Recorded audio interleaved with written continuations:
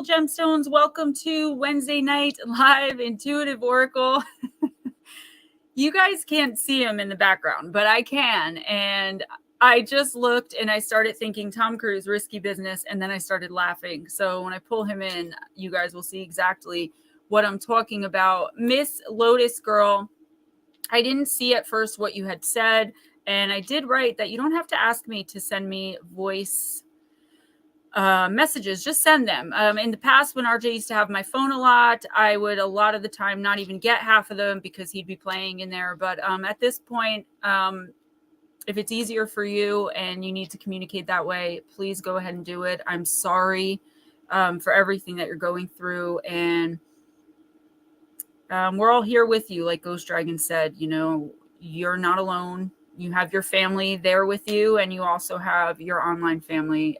Whether you speak personally about what's going on or not, to know that you're going through something that's hard on you, you know, everyone's praying for you and everyone's sending you light and love. And, you know, I'm always here. You don't have to ask permission. I felt so bad. I was writing, and when I'm writing, I don't look at my phone, because if I lose my train of thought for like a second, I'm gone. Like the story's over with. I have to start all over again. Which is why a lot of the time no one hears from me during the day. Lights out exploring. What is up, Miss Arisha? So I'm wearing the new Gemma Jade merch shirt. I've got to say it's my favorite. I love the Plague Doctor. And this is a mint green color. And I'm not going to turn around, but it has the usual, only because I have on like super short shorts and I don't have a lot of room. I don't want to fall. But it has the usual Gemma Jade YouTube, Gemma Jade Paranormal YouTube writing. And I'll show you guys before the stream ends. This is my favorite design. I love all of them, but definitely this one. And my favorite color is green. So this one is a form fit, but they're actually being sold on the site as just regular t-shirts, cotton t-shirts. And I'm excited. I'm excited to be wearing it. I wore it with turquoise because I wanted to see how it would look. It looks awesome. It matches perfectly. And of course, you can get them in different colors too. And that is jivecreations.com. I didn't even know you had an ear infection. Vixen Doe, what's up, girl? Blue Crossroads. And Edna, hello. Scott Morian, what's up? Roger Blair. You got it already? Oh my gosh. Oh my goodness. I was looking through my contacts yesterday, and I did used to have your phone number because your name is still in there, but I do not have it anymore. Paradox Fossils, Alan, what is up? Ralph and Cassie Francis, so good to see all you guys. Can't get enough of the accent. I love it. I love it. My oldest son was like, oh my God, that's so awesome. I was like, I'll send you one. Because I know he'll wear this one. He loves the Plague Doctor. Eris, Manna, you did sneak in. I didn't even see you at first there. Did I miss anyone? It's been an interesting couple of weeks, guys. There's I don't want to say a bad or negative energy kind of taking over, but I think a lot of us are leaning more into dark night of the soul than spiritual awakening. And, you know, we go mostly between 6 months to 8 months of really, really, really good. And then we fall back off. But some of us have not been able to catch a break. And I get a lot of questions like, why, you know, when is this going to be over? And I really don't have answers, except that if we just keep giving positively to the collective and doing what we're supposed to be doing, that we will get through it. And when we do finally come out of the dark nights of the soul, it's going to be more incredible and tremendous than anything we could have imagined. And I don't say that as a pacifying measure. I really do believe it. I've seen it. I've seen it in my own life. I am going through a really terrible time right now, personally myself, but I lean on you guys, and I want you guys to lean on me. And that's how we're going to get through it. Lean on your guides, you know, lean on your spirit team, which includes your higher self. Now, before I bring in Ghost Dragons, I do want to thank Nutslap. I was talking last week about a couple of decks that I wanted but that I really couldn't afford right now, that I've been wanting for a while. And as if you guys don't do enough for me on a daily basis, he did send me the Compendium of Witches. Now, I had no idea when I asked for this deck or said that I wanted this deck, that if you've ever gotten a personal reading from me, you will know that I pull, if it's just a regular general reading, I pull 3 kind of base cards, and then I pull 3 clarifier cards. And then I will pull 1 additional message of something you may not see coming or desperately need to know from your spirit team. This deck has base cards, which are the darker cards with the illustrations. And then any card that is white like this, like full-blown white like that, those are actually clarifiers. So, I mean, it's like I can use this one deck for the entire reading if I really wanted to. And that's pretty awesome. So thank you, Sir Nutslap.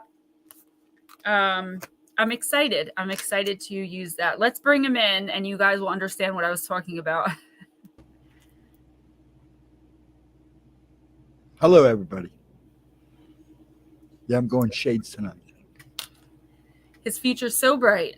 Yes, my future is so bright. I'm going to wear my shades at night. Sunglasses at night. I love that song. Say where my sun. Yeah, it is a constant ebb and flow. I think that we're, in the past, meaning like, I would say before 4 years ago, before like the sleepers kind of really took over the collective energy, there was a lot more good than bad. And I feel like a lot of us now feel like we're in those bad cycles for a lot longer and a lot more often. But what's the solution to that? I honestly don't know, except to keep fighting for love and light and truth, and know that as long as you keep doing the next right thing, you're going to be just fine. And we have to step outside of our comfort zones sometimes. We have to think dramatically and drastically every once in a while. We have to let go of people, places, and things that no longer serve us, because I always think of it as a chessboard, and the chessboard is all filled up, right? So there's nowhere for us to move. There's nowhere for us to go. We can't gain anything. And we're just all there, and we're just all on the board. And until we start getting rid of those pieces that are no longer serving us one by one, the universe cannot put new pieces, people, places, things in our lives to enrich our lives even more. Madison, what's up? With the shaggy hair, though, with the shaggy bangs, and I don't know. That's what it reminded me of. I definitely need a haircut, that's for sure. Let's get started. Let's do Arisha and then do Lotus, and Okay. I'll make sure I timestamp. Unless you want to do Lotus first. No, Arisha's here, and Lotus is they're both here, and it doesn't matter. I know. So let's start with Arisha, because she wasn't here earlier, and Miss Lotus is probably in La La Dreamland by now. I hope she is. Yes, she needs a rest. And lights out exploring. If you're still here and you want a reading, you need to let me know, especially if you're new. Guys, we also have to remember too that, and I get some flack for this sometimes when I say this, but I think you guys will understand it. It's not to say that physical disease, and physical discontentment and all that doesn't happen. Obviously, it exists. Like, that's not what I'm saying. I would be an idiot if I said physical illness didn't exist. But what I am saying is that most of the time, physical illness is a direct correlation to some sort of spiritual illness. Most of the time, attachments, right? These little suckers that just funnel into our energy. They hang out in the ether. And as soon as they see someone that's a light worker, or someone that, has big energy, or that has abilities in the community, the more abilities a person has, or the more spiritually enlightened they are. I see it as a funnel. People see it differently. I see it as a funnel. The bigger the funnel the person has, the more spiritually aligned and enlightened they are.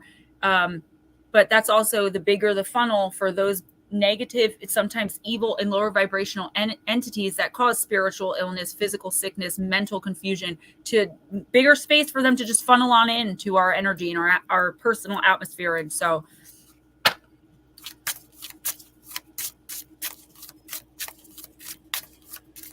all right, Arisha, this is you. And I'm going to use the human spirit.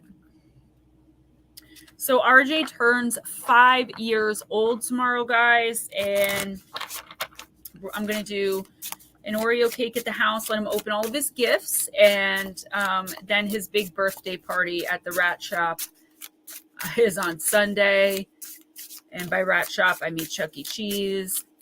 It's like, it's all fun and games when, you know, it's someone else's kid's birthday party and I can kind of stand on the sidelines and not have to go near that thing.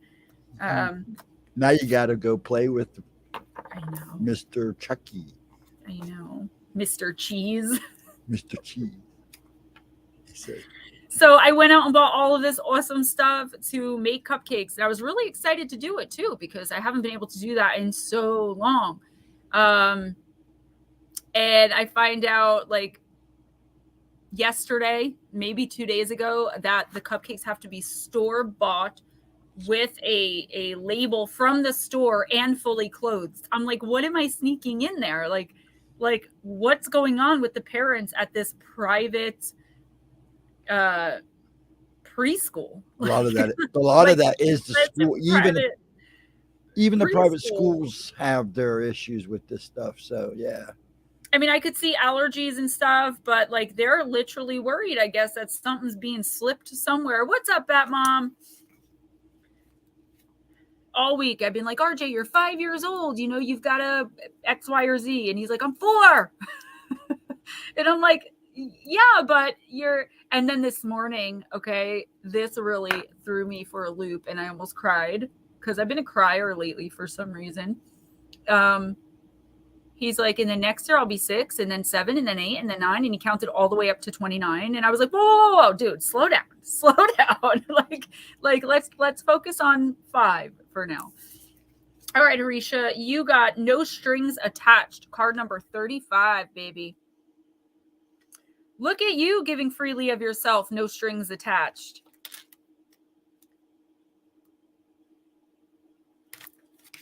Sorry.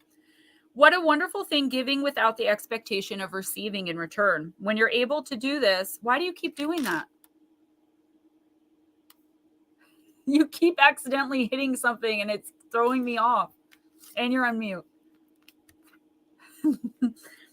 What a wonderful thing giving without the expectation of receiving in return. When you're able to do this, it is truly an authentic act. And when you live in authenticity, we create room for others around us to do so too. You truly give from the heart with no expectation of return. This has become such a rarity these days. What a beautiful human being you are. And Arisha, I am literally case in point. New England Dirt Roadie, just me rambling. Chris Jarvis, what's up? What's up, Dirt Roadie? I am case in point. You went and did my entire merch line, you and your sister, and just, you know, you didn't ask me for anything in return. And I was actually talking to Neil about that yesterday, about like how I have sisters and I love my sisters, but I don't really have I would say an outstanding relationship with my sisters. One of them I kind of speak to and we get along okay. And I love her. So I kind of picked up you guys as my sisters, and, you know, it's because I see like a connectedness in our hearts and like the same way of thinking and the same vibe and just this amazing light in yours and Neil's spirit. The universe is saying, everything you're doing, because you've done it without expectation, not just for me, in your life, everything you do on a daily, regular basis for other people without thinking of yourself, it is being noticed. And the reason it's being noticed and you're going to very soon be rewarded for it is because you had no idea you were going to be rewarded for it. You had no idea it was being noticed by anyone except the person you're doing it for. You're simply doing it because it feels good, and gifting is your love language, and you're just a good person. And the universe does reward that type of behavior when it sees that it comes from the heart. This is a great card. This is telling you, you know, don't let yourself get taken advantage of, though. You know, friendship, it's okay to do things for friends, but friendship and business also have to remain separate. So if you ever feel like someone's trying to take advantage of you or you know, anything like that, it's okay to speak up about something like that. Don't ever feel compelled. And I had to learn this, which is why I understand how it feels sometimes. I had to learn that it's okay to ask to be paid for your work, even if it is from a friend, or for a friend.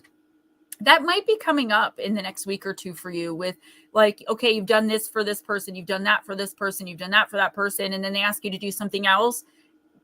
And like, you're like, okay. And like, you don't want to ask for them to pay, but like they should, because you've done so much. And then they expect not to pay. You could have an issue. So if you're doing things for friends, and you have a feeling that they may, there may be any confusion about what the item costs. Because I do feel like this is work related. Just be upfront from the very beginning in a very nonchalant, matter of fact way. And if they can't handle that, they were never really your friend to begin with. And that's, sorry about their luck. It has nothing to do with you and has no bearing on who you are as an individual. I would say keep doing what you're doing. I do see a lot of success in your future. I see a lot of people really, I just feel like a lot of pride around you, like people being proud of you, people really liking what you're doing, people seeing changes in you, maybe people that you're really close to, that maybe, they're the type of person that always has an expectation of receipt, of something in return for what they're doing. And you're actually setting an example without even realizing you're doing it because you're just being you. Just watch The Sound of Freedom. What is that about? I just saw something about that on YouTube, but I don't remember what. It's about child trafficking. And I don't want to say too much because YouTube will get old, but it's about trafficking. Okay. That's all you have to say. And it's dead on. Not allowed to talk about it here, so. Well, we can talk about it. Just got to be careful. I would highly suggest anybody that has children to see it. I actually remember thinking, "Ooh, I should watch that," but my mind is a million different places. I'll make sure you see it. So all right. So this is Lotus, right? Yes, this is Miss Lotus. Girl, I am using the new deck, the Compendium of Witches. Is that what Arisha said? I designed a shirt based on that movie. Did you post that? Yes, it's on Facebook. Yeah, it is, because I saw that. God's children's not for sale. Well said. Hello, baby UFO. There you go. What's up, baby UFO? And that's also like making an impact through your business, through, I don't know, I just see like big things for you, just from you doing what it is that you were doing anyway. Some kind of extra attention, special attention being paid to you on what you're doing for a reason.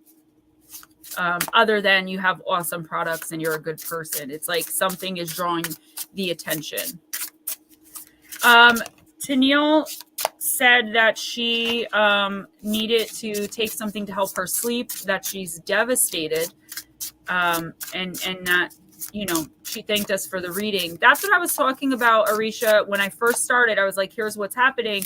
I looked at my phone after writing, because I write anywhere between 8 and 22,000 words a day, every day, Monday through Friday. So when I'm writing and I'm in the zone, yes, Scott, I certainly do. I just have my ringer off and I have my phone next to me, and I'll check it after I write each portion of whatever I'm writing. And when I checked it, she said, do you mind if I send you some voice texts to fill you in on everything that's going on? And then it said, never mind, my phone's about to die, so I'll just fill you in later. And I was like, you don't have to ask me, send me voice texts. If that's easier for you, absolutely, I'll listen to them. But we've had issues in the past where I would get voice texts, but that was like a year ago when RJ was still using my phone and all that. So I don't know exactly what's going on, and I wouldn't say it publicly anyway. But she did share that she was devastated about something and really needed to just get some sleep. So pray for her and keep her in your thoughts. Yes. So Scott, here's the thing. If you're going to leave before you've gotten your reading, just let me know. Instead of, if you can't wait and it's taking too long and you have somewhere to be, just be like, hey, Gems, I got to be out of here in like 10 minutes and I will read for you. I think a lot of people miss their readings because they think they have to hang out for hours and hours. And while, of course, I'd prefer that you stay and hang out the whole stream, people have things to do. And if that's really the case that you have to leave, of course, I'll read for you. So, Miss Lotus Girl, you got card number 36, the card of Thaw.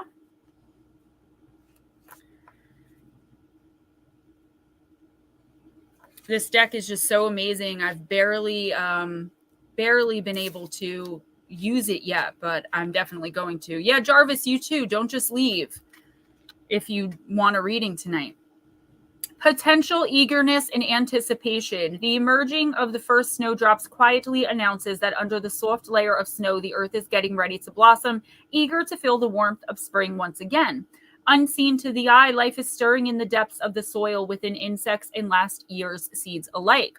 The Thaw card represents joyful excitement, the yearning and anticipation for new things to come, and the confident awareness of underlying potential. Yes, absolutely. Miss Lotus Girl, in the next week or two, Scott, hold that thought. In the next week or two, I do see things changing little by little, but I feel like, this happens a lot to us too. I have to bring it up every week to someone where it's not going to look at all like you expect.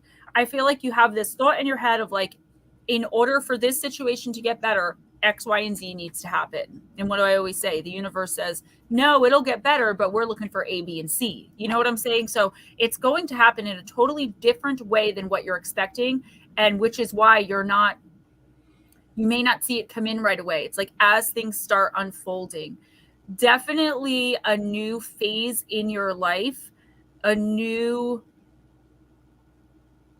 embarking on a new journey that like the seeds were planted for whatever this is last year, 10 years ago, at some point, in the past, you planted these seeds and now it's all going to come back around and it's going to work out for you for the best and for the betterment of yourself and everything that you're trying to do in several different areas of your life. Why?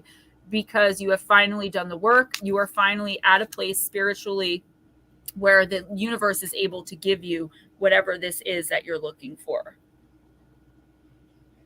Scott, so I use Ghostdragonzw Venmo because I've had my phone number for 5 years and Venmo still will not accept it as my number because the person who had my same phone number 5 years ago still has my phone number hooked as their Venmo. So Paradox Fossils, if you want a reading or something, just let us know before you leave. It's really good to see you. It's funny because the Alan threw me off, but I could see your face and see that it's still you. Who's next? Who is after Miss Lotus Girl? Lights Out Exploring, but they never answered back. So we'll go ahead, and if they come back in, Fine and Danley will fit them in. Let's go ahead and do Ralph. I know Ralph is in here somewhere. Yes, Ralph and Cassie. So let's see. Sometimes I wish I could remember from one week to another the decks that I use because I don't like to be redundant, but we're going to go with Signs of the Times. Yeah, Arisha, I was going to suggest that, but I felt like I didn't need to suggest to you to talk to your sister. So go ahead, do you. And if you want to come back later, we'll be here. And if not, I'll talk to you soon. Give her a hug for us, please.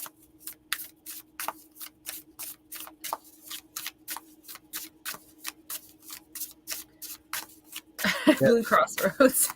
You're welcome, sweetie. Of course. Guys, don't forget jivecreations.com, Gemma Jade merch. Ghost Dragon stuff is on there. The Let the Dude Out of the Basement t-shirt. And this new Plague Doctor designed. This one was actually a product of Miss Tennille. Okay. I wasn't sure. I know this was my new deck last week. And I used it a lot, but again, I don't choose them. So whoever was asking for Venmo, I've got to add that to the ticker. And I will make sure that she gets it. I will send it right to her. Blue, you like this one, right? Well, I mentioned, like, that's what I mean about these ladies, and I just love it so much. Like, they really pay attention. I mentioned weeks ago something about like how much I love the plague doctor image, and suddenly they're like, surprise, look what we did. And I was like, oh my God, it's awesome. And green is my favorite color, particularly Kelly green and this mint green. So I never wore this color green before, though. I was always afraid to try it. I'm loving it. Okay, Ralph, great card. Card number 4, yin yang, balance. The yin-yang symbol represents duality in all aspects of life, light and darkness, masculine and feminine, the higher self and the shadow self, etc. These are all seemingly opposite, but they are complementary and interconnected. The duality of this symbol is that although its origins are divine, in popular culture, it represents both the spiritual and the secular. You do not have to choose one over the other. The yin-yang symbol displayed as a charm on a necklace is a reminder to embrace and recognize all parts of yourself, including the hidden or unseen aspects. Embrace your own duality and the way you express yourself. The universe is a chaotic yet finely tuned machine that always seeks to balance itself out. You should too, Ralph. Express all aspects of yourself, embrace your spirituality, let go of anything weighing you down, and change your perspective. So yeah, the first thing I saw when I picked this up, happy birthday, Grey Wolf Paranormal! Yay! And I put it in the community tab and on Facebook too. I didn't forget about you today. The first thing I saw was a change in perspective for you. I feel like it's something that's kind of been brewing, maybe, and I don't see it as being anything really big or like major that's going to cause all of this crazy negative change in your life. But I do see you like, this is how I see it, okay? So I like to describe this to you guys so you understand where I'm coming from. I see someone talking in your ear and like the little wah, wah, wah, wah, wah, wah, and you're just like, yeah. And then it's like, you know what? I don't agree with you. Sorry, but I don't. And here's why. And then you finally give into just expressing how you feel about a particular situation that's going on in your personal life. I don't feel like it's anything having to do with like politics. It very well could be. Somebody could be pushing their opinions on you. It could definitely have to do with your personal spiritual journey. Just as a silly example, someone saying, you know, how could you go and get an oracle reading? You know, that's like worshiping the devil, you know, because I hear that all the time, that I'm a necromancer who's a devil worshiper. And I'm like, oh, that doesn't even, okay. You find yourself finally like, you haven't wanted to really discuss the issue. You're like, I don't need the drama, whatever. I'm just going to do me. I don't care what other people think. But there's someone here who is just so overbearing. Like, no, I believe this. And you should believe this too. And you're finally just ready to be like, look, I don't agree with that. This is what I believe in. This is why I'm doing what I'm doing.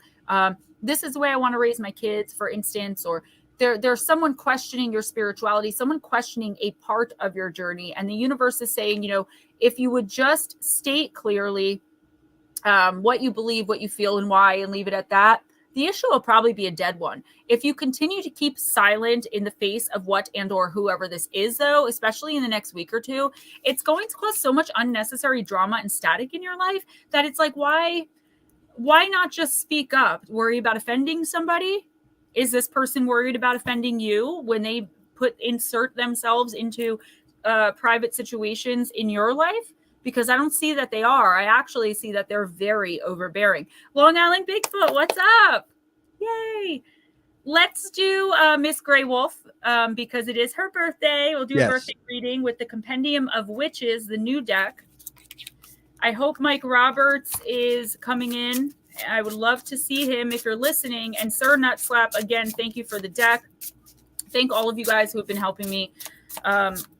Well, throughout my career, but especially the last few weeks in preparation for RJ's big party and all that jazz. All right, Miss Grey Wolf, here we are. You are so kind. I'll never forget your birthday because it's you, then RJ tomorrow, then Ray on Friday, then my mom on Tuesday. It's like a bunch of cancers in my midst. Ralph and Cassie Francis, thank you so very much. Definitely appreciate that. You always beat me to it. That's not fair. You make my job look bad. Card number 1, Miss Grey Wolf, the listener.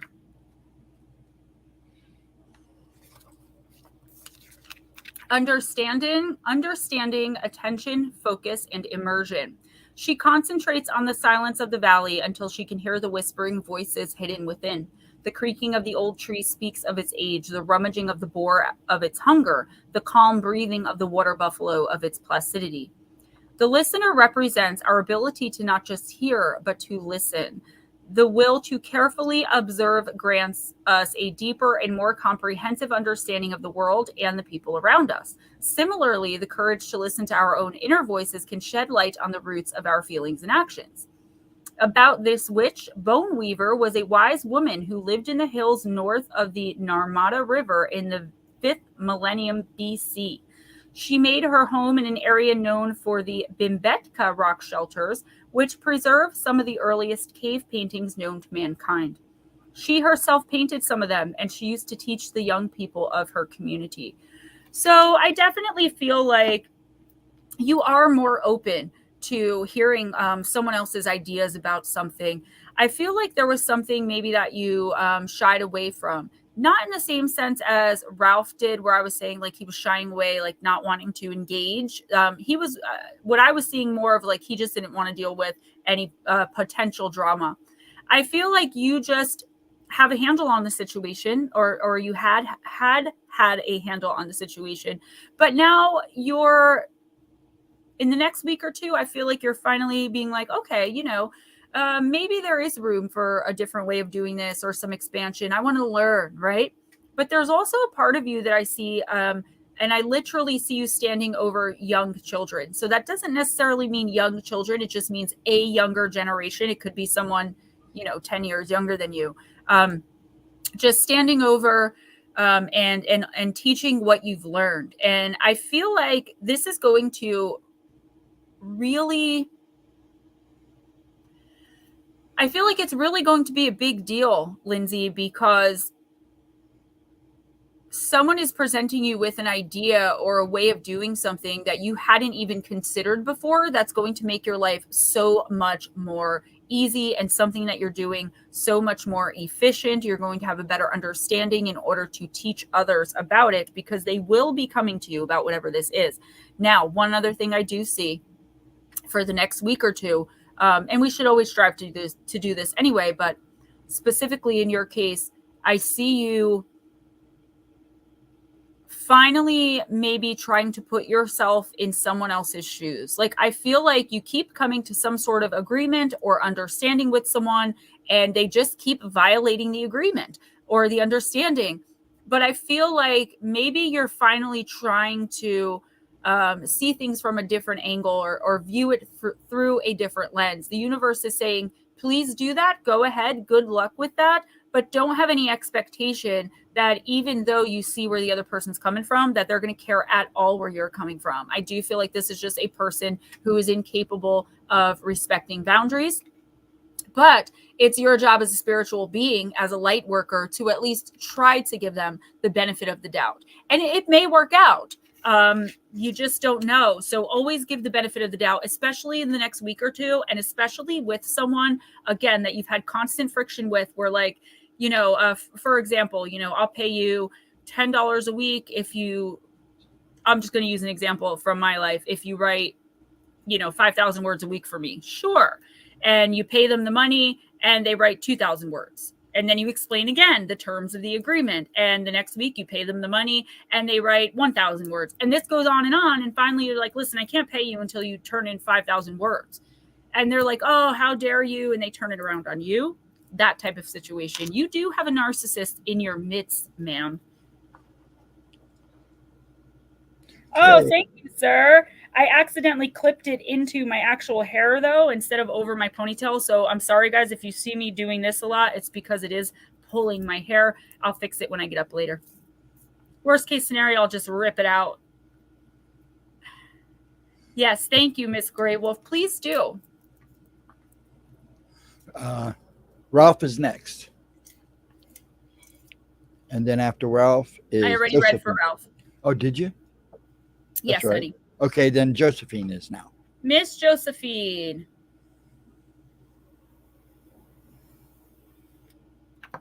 I'm going to use the Oracle of the Shapeshifters. Oh, that's right. He was running on Wi-Fi. Yeah.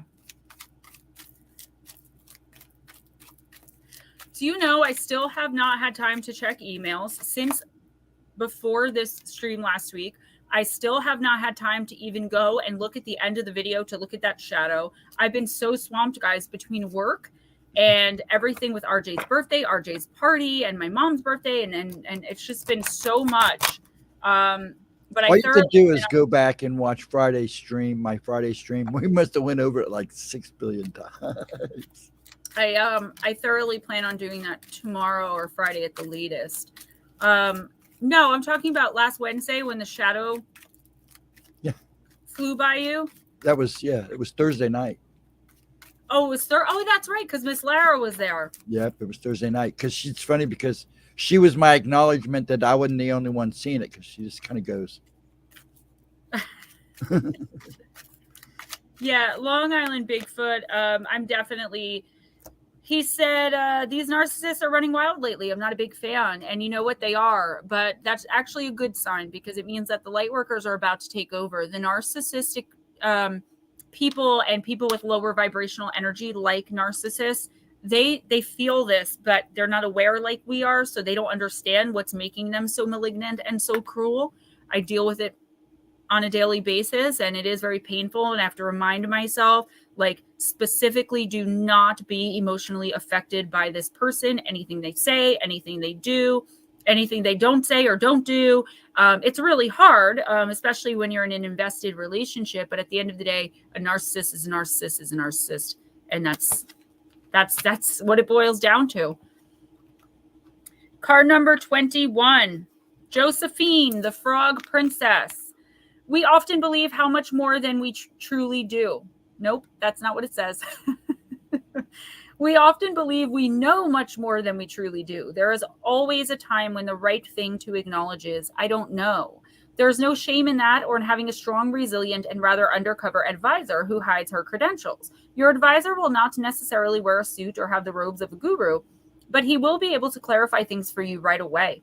At this time, release your attachment to your own intuition. No matter how exalted and wise you are said to be, you must listen to advice from a wise and somewhat unexpected source. The Frog Princess speaks. Josephine, no matter how well-informed or educated I am, I know it always serves me to heed wise counsel. Therefore, I have sent to you my own wise advisor, this handsome green frog. People may wonder why you have such a different energy around you when the wise counselor frog visits. This is because you are receiving profound guidance and no longer accept at face value what others tell you is best to do. With his presence, you will be able to see the possible ramifications of the suggestions and advice being given to you by people who are keeping their true motivation secret. By the way, Miss Smoochie, I saw you. I just looked up. She's saying ignore me then. I was just going to say I saw you, but I was in the middle of rambling and didn't acknowledge.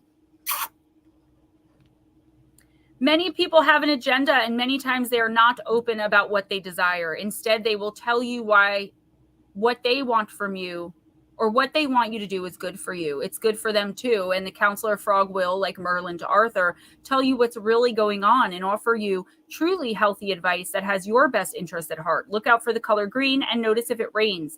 These are signs your counselor is with you. It is not time to do what your heart, mind, or any other part of yourself tells you to do. Josephine, it's time to listen to what an established authority has to tell you. No matter how much people try to persuade you that you know best, and no matter how much you believe that, the frog appearing to you here tells you that there is wise counsel around, and it's worth staying quiet, listening to what is suggested by others, than talking it through with a trusted advisor. It's not the time to think it over yourself because you're missing very important points, and there's something you're not seeing very clearly. The more you listen, the more productive, healthy, and true your actions will be. It does not matter what you think you know. There is more to learn. Listen to wise counsel, no matter how important you happen to be. Yeah, this is a really great card, right? It's a really great suggestion that we can all kind of learn from every once in a while. Josephine, what this card is saying is you may think that you know what's best for you, and you probably do, but you don't have all the answers right now. There is someone in your midst. Apparently, the color green is going to be a hint that you should be really listening to or paying attention to whoever this person is. And I feel like the reason you need that hint is because there are so many people around you right now trying to give you advice on a particular situation in your life. You're another one who's dealing with a narcissist in your life, in a personal, interpersonal situation or a relationship. And what this card is saying is, you know, as well-meaning as these people may be, you know, only one person knows what's actually going on, and it's not you. And you know, I always tell you guys, no matter what the cards say, I don't care. I will advocate for it until the day that I die. Do not ever follow your heart. The heart is the biggest deceiver, second only to the mind. Your intuition, your spirit, your guides, that's where you want to find your advice. Unfortunately, you're not in tune right now enough, Josephine, to understand the intuitive guidance that you're getting, because I feel like you do know what's going on intuitively, but you're not recognizing it for what it is. You're not recognizing it as truth. You're being made to feel, for instance, just say your intuition tells you that your husband, and this is just an example, is cheating on you. But your heart says, no way, he loves me. And your mind says, I love him. We've been through so much together. So your heart and mind are blocking you from that intuitive hit. When meanwhile, you know, the mistress comes out of the woodwork and she's probably going to be wearing a green dress. And she's like, by the way, we're having an affair. I'm not saying that's what's happening, so don't panic. A lot of people are like, what do you mean my spouse is cheating? No, I'm just using that as an example. The information you're looking for, the confirmation, the information that you're going to need in order to make a well-informed decision, a permanent decision, because you've had a lot of back and forth going on, Josephine, where you're like, that's it, I'm done, I'm leaving. And then I'm sure you start getting love bombed again and the hoovering starts again. And then you're like, oh, well, maybe it wasn't that bad. And then you move, you know, back in. And yeah, Scott, exactly, you know, and I've seen crazier things happen, right?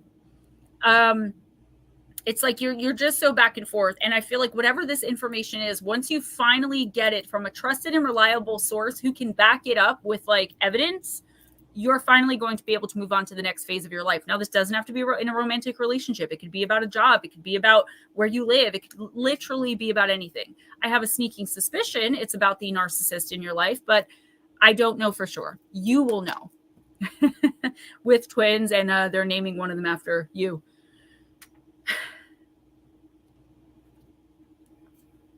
Blue's next.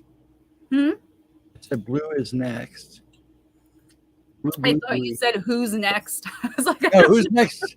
Gemma? I'm like, I don't know. That's your job. Check your private chat too when you get a chance.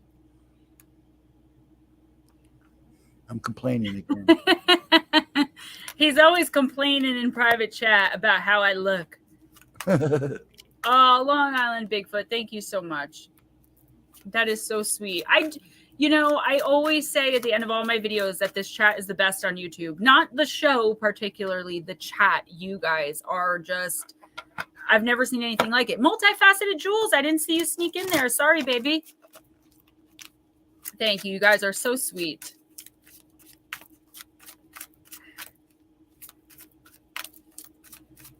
And then did you miss what we're actually talking about here, or are you being sarcastic? You're so sweet.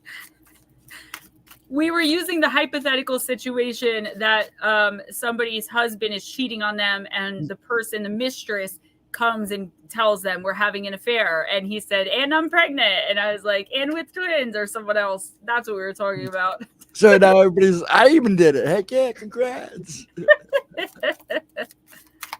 Now I got to put the shade. Ooh, peanut butter milkshake. That actually sounds good for some reason. Hello, Nick. Nick, what's up? So you messaged me this morning. You had a great idea. I was like, do tell. You tell me the idea, and then you never got back to me. So here's my idea. Bye. Yeah, that's pretty much what it was. Twinning, just a doppelganger. You never know. Risha and Lois are twins. He fell asleep. He fell asleep. I didn't see that yet. I'm on a delay. Oh, I know you are. Okay, Blue Crossroads, you got the Lemire's.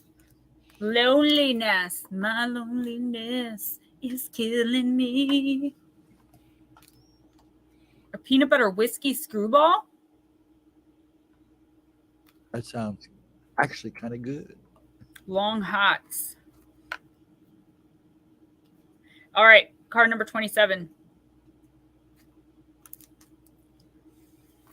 No, Chris, don't make me hungry. I actually ate today. Good girl. I remembered. I didn't know- remembered to eat before I stood up and almost passed out. We'll say that. And I cooked dinner. I even made time to cook dinner. You're so welcome, Josephine. Yeah,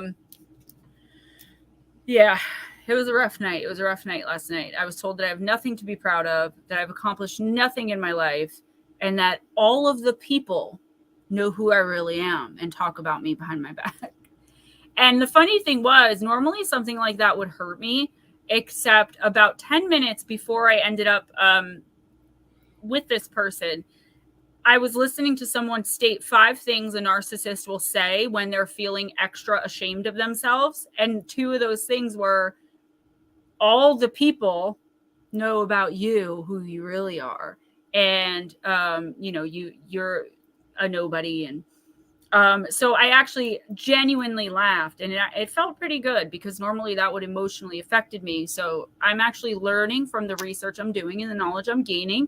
And I'd love nothing more than to pass it on to you guys, because I feel like so many of us right now are going through some type of narcissistic abuse. Not all of us, and some people just have narcissistic traits. But when you're dealing with an actual narcissist in a close relationship, I'll say, it's hard, and it can be painful. But once you got their number, there's no turning back, because you can never look at them the same again, right? All right, Blue Crossroads, you can be solitary without feeling lonely. Your true power comes from the inside out. Are your fears real? You cannot let unnamed fears interrupt your own peace of mind. You should be aware of your ancestors and the bloodlines that have created you. Thank you, guys. You guys are so sweet. And it felt good, because I knew that. Like, I thought to myself, yeah, right. Like, are you kidding me? You know, like, and that felt good to, like, defend myself in my own mind that way.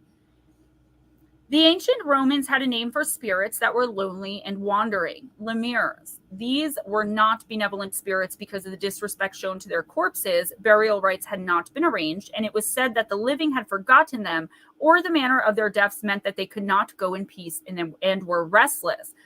Blue Crossroads, the poet Ovid described them as potentially vengeful. There were complex, placating rites that every household knew to perform, called the Lemuria, that kept any lemurs, I really don't know how to pronounce it, at bay, and kept them satisfied and benevolent towards the family. Crash Steel, what's up? If you have to leave early and you would like a reading, let us know. We know that lemures were both fearsome and fearful. Many could be disturbed or easily scared away by a loud sound or by banging pots. They were often actually quite timid, but frightening, of course, to behold. Like the unnamed and nebulous fears that our brains sometimes entertain once challenged or placated, those ghosts were not so fearful anymore. The most malevolent lemures were those who were seeking revenge or asking for someone to atone for a crime committed against them. If justice would be done in these cases, the lonely lemures would be able to stop their wanderings and eventually seek the underworld. Plant companion fennel, crystal companion tourmalinated quartz. After I finish this reading for Blue Crossroads, please remind me to show everyone the golden obsidian palmstone and the sphalerite, the Druseed sphalerite obelisk, which are the prizes number 2 and 3 if you purchase a personal intuitive oracle reading for me for half price for the month of August. Make sure Prize you show number your 1 stones. is Miss Paranormal Pixie. She has a lapis lazuli and quartz palmstone that she's energetically cleansing and charging. Blue Crossroads, what this card is saying is, don't psych yourself out, man. Like, don't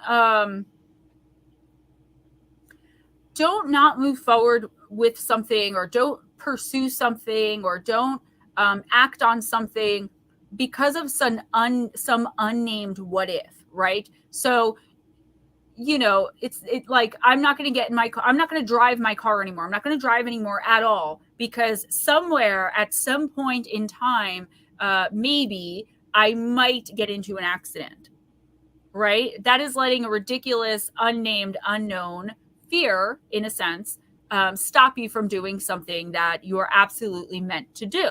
Of course, that's a silly example, like I always like to give, but if there's something that you're thinking of doing, something you're thinking of pursuing,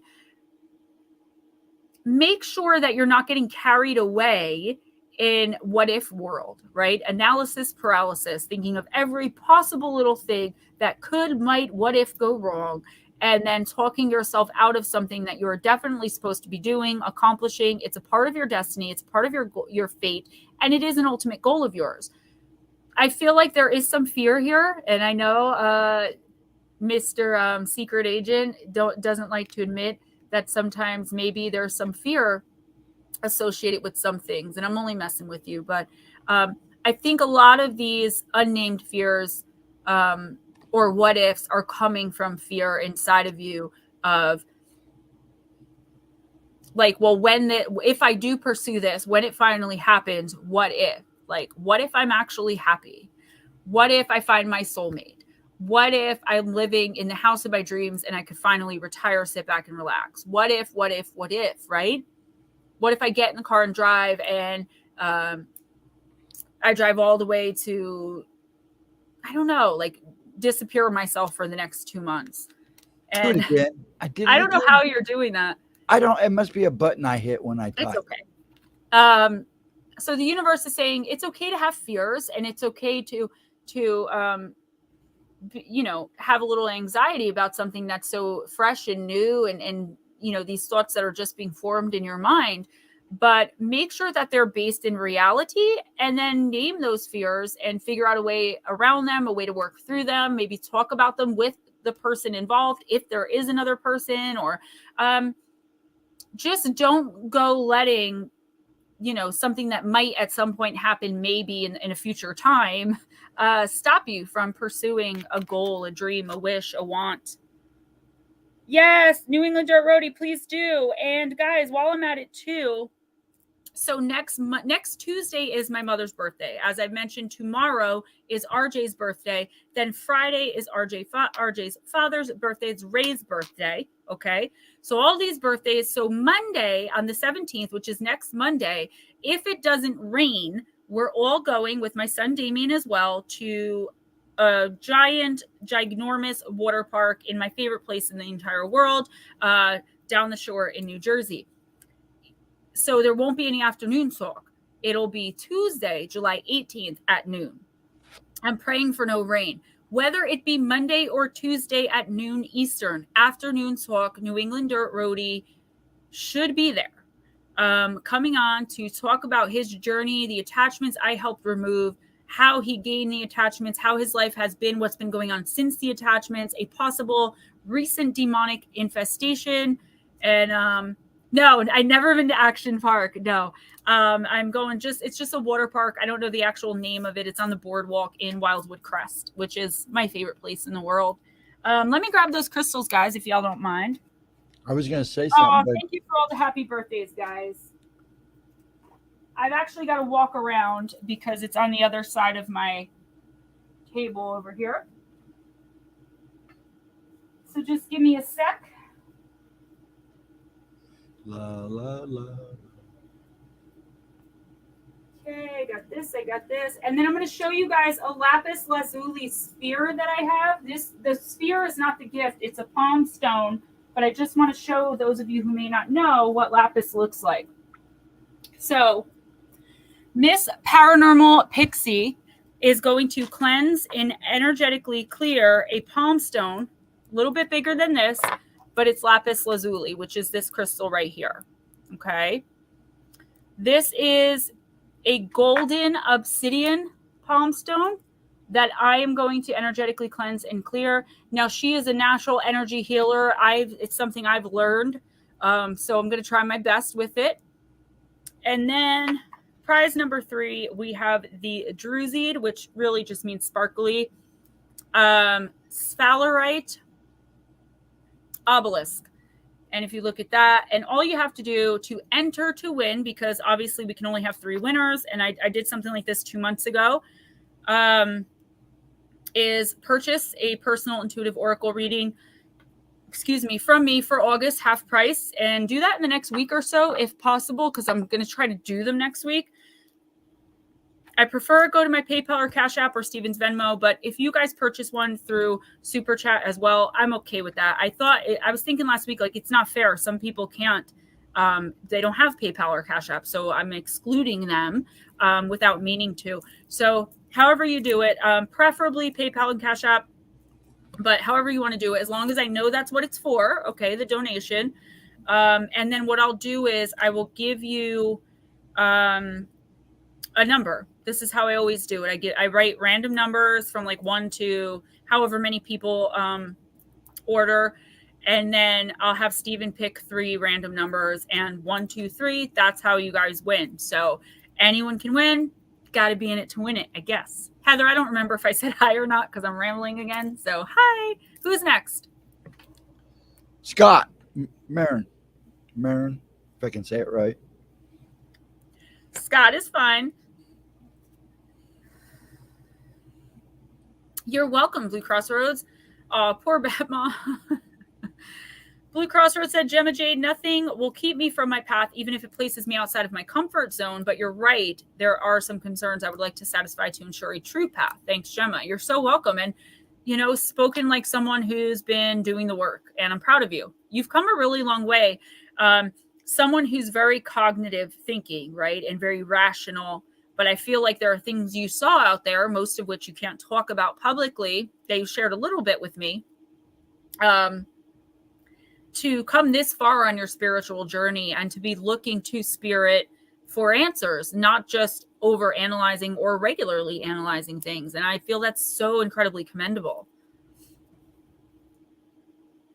I didn't see anyone named Mark come in, but if someone named Mark came in, welcome. Scott, I'm just going to go easy. We're going to do the sign of the times, babe. People are like, I recently had it brought to my attention once again. Like, you call everyone babe and honey. And I'm like, listen, I was a waitress in New Jersey diners for 15 years of my life. Okay. It's a habit. It doesn't make it any less endearing. All you guys are my babes and my honeys, but I don't even realize I'm doing it. You know, it's not a sexual thing where I'm like hitting on you guys. You guys are my friends. Blue Crossroads said, oh, I can say it. Let me know that there's much more to reality than reality. Absolutely. Baby UFO said, I have to self-audit all the time and catch mistakes. Baby UFO, that is a sign of real and true spiritual awakening, okay? When you are constantly, and I've got to say, especially in the presence of a lot of the sleepers, a lot of the narcissists, a lot of the people who, the negative vibration people, right? I call them sleepers because they're asleep. They are not awakened, okay? That's why I call them that. To be able to still look at yourself, even in the midst of abuse or even in the midst of terrible situations where you're not being treated fairly, to still look at your actions, even towards these types of people, that is a major sign of enlightenment and spiritual growth. Yes. Hello, Miss Rachel. Welcome back. And sure, you can get on the list. I got you, girl. I don't have anybody's phone numbers anymore. I was actually just talking about that ever since I switched over. I saw 3 different phone numbers for you in my phone, but each time it was only your name and no number was attached. So, okay. It kind of just comes out, you know. Hi, Pam. Hey, Pancakes. Okay, so this is Scott, and you got smiley face, card number 30, and it is the card of joy. Smile. Happiness is yours for the taking. You do not have to wait for a specific event or person to bring you joy. You have the ability to choose happiness and create your own blissful moments. Immerse yourself in all the things that light you up. Explore new hobbies, do things you enjoy, and accept yourself as you are. When this card appears, it's letting you know that it's okay to center yourself. Scott, the smiley face is a symbol of fun, childlike energy, and encourages you not to take things so seriously. Release stress to regain the ability to approach and enjoy the little things. Appreciate and enjoy. Sorry. Your vibration is increasing, so you may become more aware of pessimistic and lower vibrational behavior. Don't let anyone steal your joy. Express gratitude and let happiness come to you as naturally as a smile. Additional meanings. Stop comparing yourself to others. Prioritize happiness. Better days are here. Release worry. Choose to be happy. Cultivate your own joy. I feel as though with this card, it's like someone is just like perpetually bringing you down. It's like every time you're thinking glass is half full, they're like, nope, it's half empty. And you're just like, okay, why do I bother?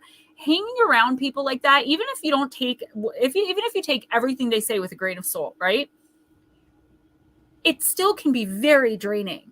You have more than one human straws in your general orbit, honey. And that is why you may be having a more difficult time in the past few weeks and going into the next week or two right now with being as positive as you normally would be about something. So something you definitely know is happening. It's exciting. It's something you want. And then you're like, but why am I not getting all excited about it? It's because of the people around you. They're draining you. Try not to let other people affect your energy as much as you are. Keep stating it over and over again, even if it's just in your head, like, this is amazing. This is so great. I am happy. Tell yourself all the time that you're happy. It will make you smile. Even if it makes you smile of the sheer silliness of talking to yourself, it's going to bring a smile to your face. The more positive you think, the more positive your life becomes. It's true. It's the manifestation of emotion, right? So if you're constantly focused on the negative is all you will see, and therefore your life will seem very negative. It's the same thing with positivity, with being happy, with smiling. I always tell you guys, I don't know if you watch my videos, but at the end of every video, I say, smile at a stranger. I don't just say that for no reason. Have you ever been completely miserable and just like looking to give someone else a bad day? I know I have, but I'll go to walk into a store and someone will hold the door for me and I'll accidentally make eye contact and they'll have a big smile on their face. And then all of a sudden I'm smiling back at them, because if for nothing else than to not be rude, right? What happens? Your day gets a little better. I feel like there are a lot of amazing things just waiting in the wings, crouching at your door, if you will, to happen to you and for you and in your life to make it so much better, more fulfilling and enriched. But you're not seeing them because people around you are constantly like switching your focus. They're moving your focus to everything that's not going right, to everything negative. Put up boundaries with these people. Seriously, please. Don't only put them up, enforce them. Because Scott, seriously, there's something you've been waiting for a long time. News of something. I'm like, I keep seeing you like checking your email or like checking messages, checking for this information or whatever, or for this something. It is coming in the next week or two, but you have to stay focused on the positive. Otherwise, it's going to pass you up and go right back into the ether until the next time it decides to come around. Okay, you ready? Edna. Scott says, perfect, thank you. And I do those things you said. Absolutely, manifestation works. Thank you very much. And yes, I smile at everyone. Keep smiling. Don't let anyone shift your focus to the negative. Because at the end of the day, we can all think of at least 3 things to be grateful for. Aunt Edna, Miss Aunt Edna. And I'm going to use the Compendium of Witches for you as well. Miss Lara. I was showing everybody the golden obsidian palm stone and the spherolite, the druzy spherolite. And I was showing them what lapis looks like. So Miss Lara, tomorrow, as I've said a few times already, is RJ's birthday, since you just got here. So if you're able to do the stream, let me know. I am not able to do chillax and chat tomorrow. So totally up to you. If you're busy, I get it. But it is your week. So if you're up for it, let Steven and I know, and I will do the thumbnail tonight or tomorrow sometime. I'll be up anyways. I got to help her set something up later on. Okay. Yeah, and great. I don't call it manifesting. I call it positive attitude. Don't say I can't. Say I can. Absolutely. Okay, good. Miss Pixie is planning on it to be there for you all tomorrow. And remember, you can go as little or as much as you want. There's no time limit except what's set by you and Mr. Ghost Dragon. So, oh, Crash, you're so sweet. My phone, I never have my ringer on my phone, ever. Just don't have it on. Mainly because I'm a writer and I'm very easily distracted. Yes, she is. That's why I was such a terrible driver. Okay. So Aunt Edna, in the Compendium of Witches, card number 35, the Standing Stone.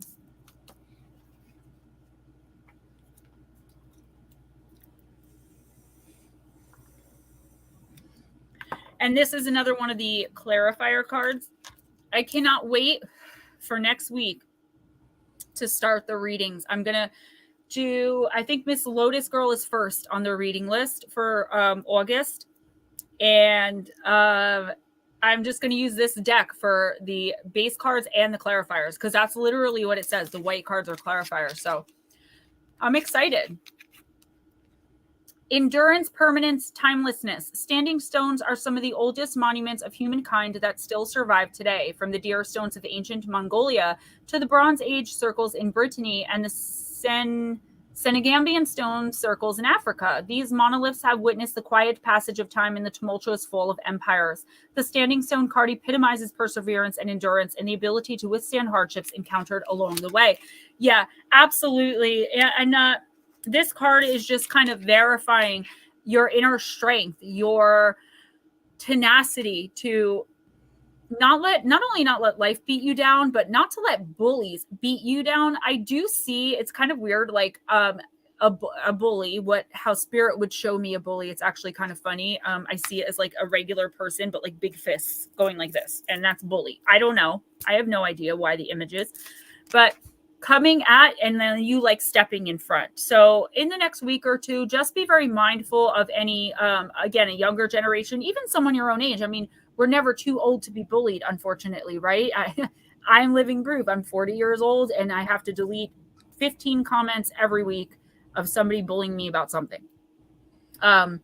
So I feel like this card is telling you, like, lend that strength and tenacity, that endurance, that mindset to others, especially in the next week or two, because I feel like there's someone around you that's going through something you may not notice, or other people may not notice, but you are noticing, and give them that strength. They're going to need it. They're going through a very hard time, and it definitely has something to do with bullying. I don't know exactly what, through one card, but you are like the wise elder to this person, and they're going to take what you say very seriously. Crash Steal, I did that for like 2 years.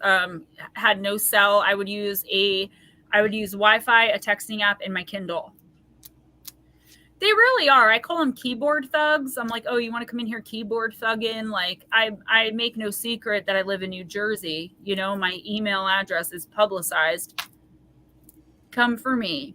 But no, you just want to sit there and call me a junkie and clown makeup and make fun of my teeth. Like, don't come to my stream. Can you Ghost Dragons, my son sent Gemma a payment for a personal since it was half off. Not sure if she got it, but yes. Yes, I got it. Okay. Well, I guess Roger, Paradox, and Kirby are not answering. So, Madison, if you're still here, you're next. Hello, Miss Shannon. Welcome. If you're new and would like a reading, let us know. And I'm sorry, who's next? We're going to go ahead. If Madison answers, we're going to do Madison, because the last 3 people did not answer back. And if Madison doesn't answer right away, I'm going to keep her on the list because I know she's in and out. She's in and out, yeah. We'll go ahead, and if Shannon would like one and she's new, we'll go ahead and do her and then get back to the list. Okay. So Anna said, it's my a-hole ex. He still can hurt his own children, even though they are grown. Yeah, our parents definitely have that power over us, right? Yeah, go on the defense. And normally, like, spirit doesn't give that message, right? It's like, stay out of it, let your kids learn their lessons. No. You're being called to lend your strength, even if you don't step in, even though I do see you stepping in and saying something. The necessity of it is to give that strength to your children and teach them as best you can how to be unaffected. I know when it's coming from a parent, it hurts. I have a father who's in active addiction, and he's not only that, he's an extreme narcissist. And it's very hard. It's very hard to deal with him, but he's my dad and I love him. But he doesn't like say hurtful things anymore. And I feel for kids, even my age, I'm still his kid. I'm sure your kids are still your kids, technically, even as adults. And I know how it can be even more painful as an adult, because as an adult, then you sit there and like when you're a kid, it's like it kind of goes, it might stick with you a little bit and pop up here and there, but you're doing other things. You're a kid, you're distracted. The world is a happy place.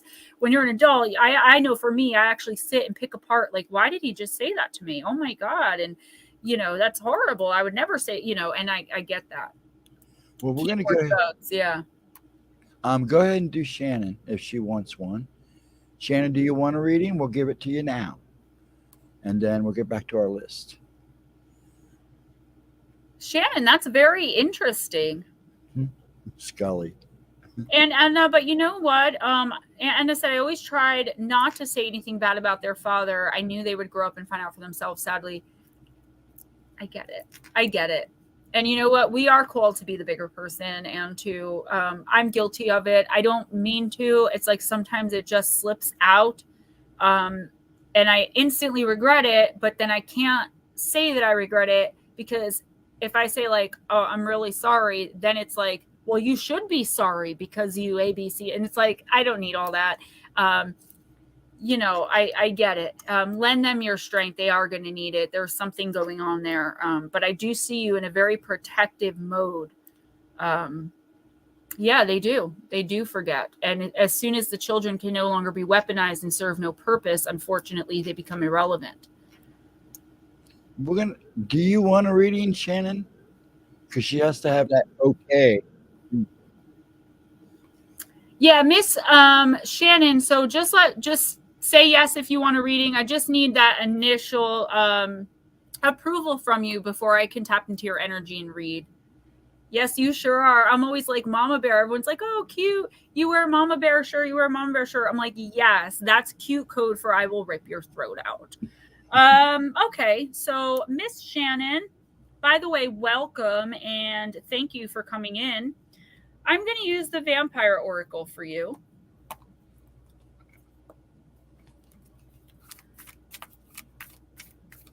Yeah, Paranormal Pixie, it sure can.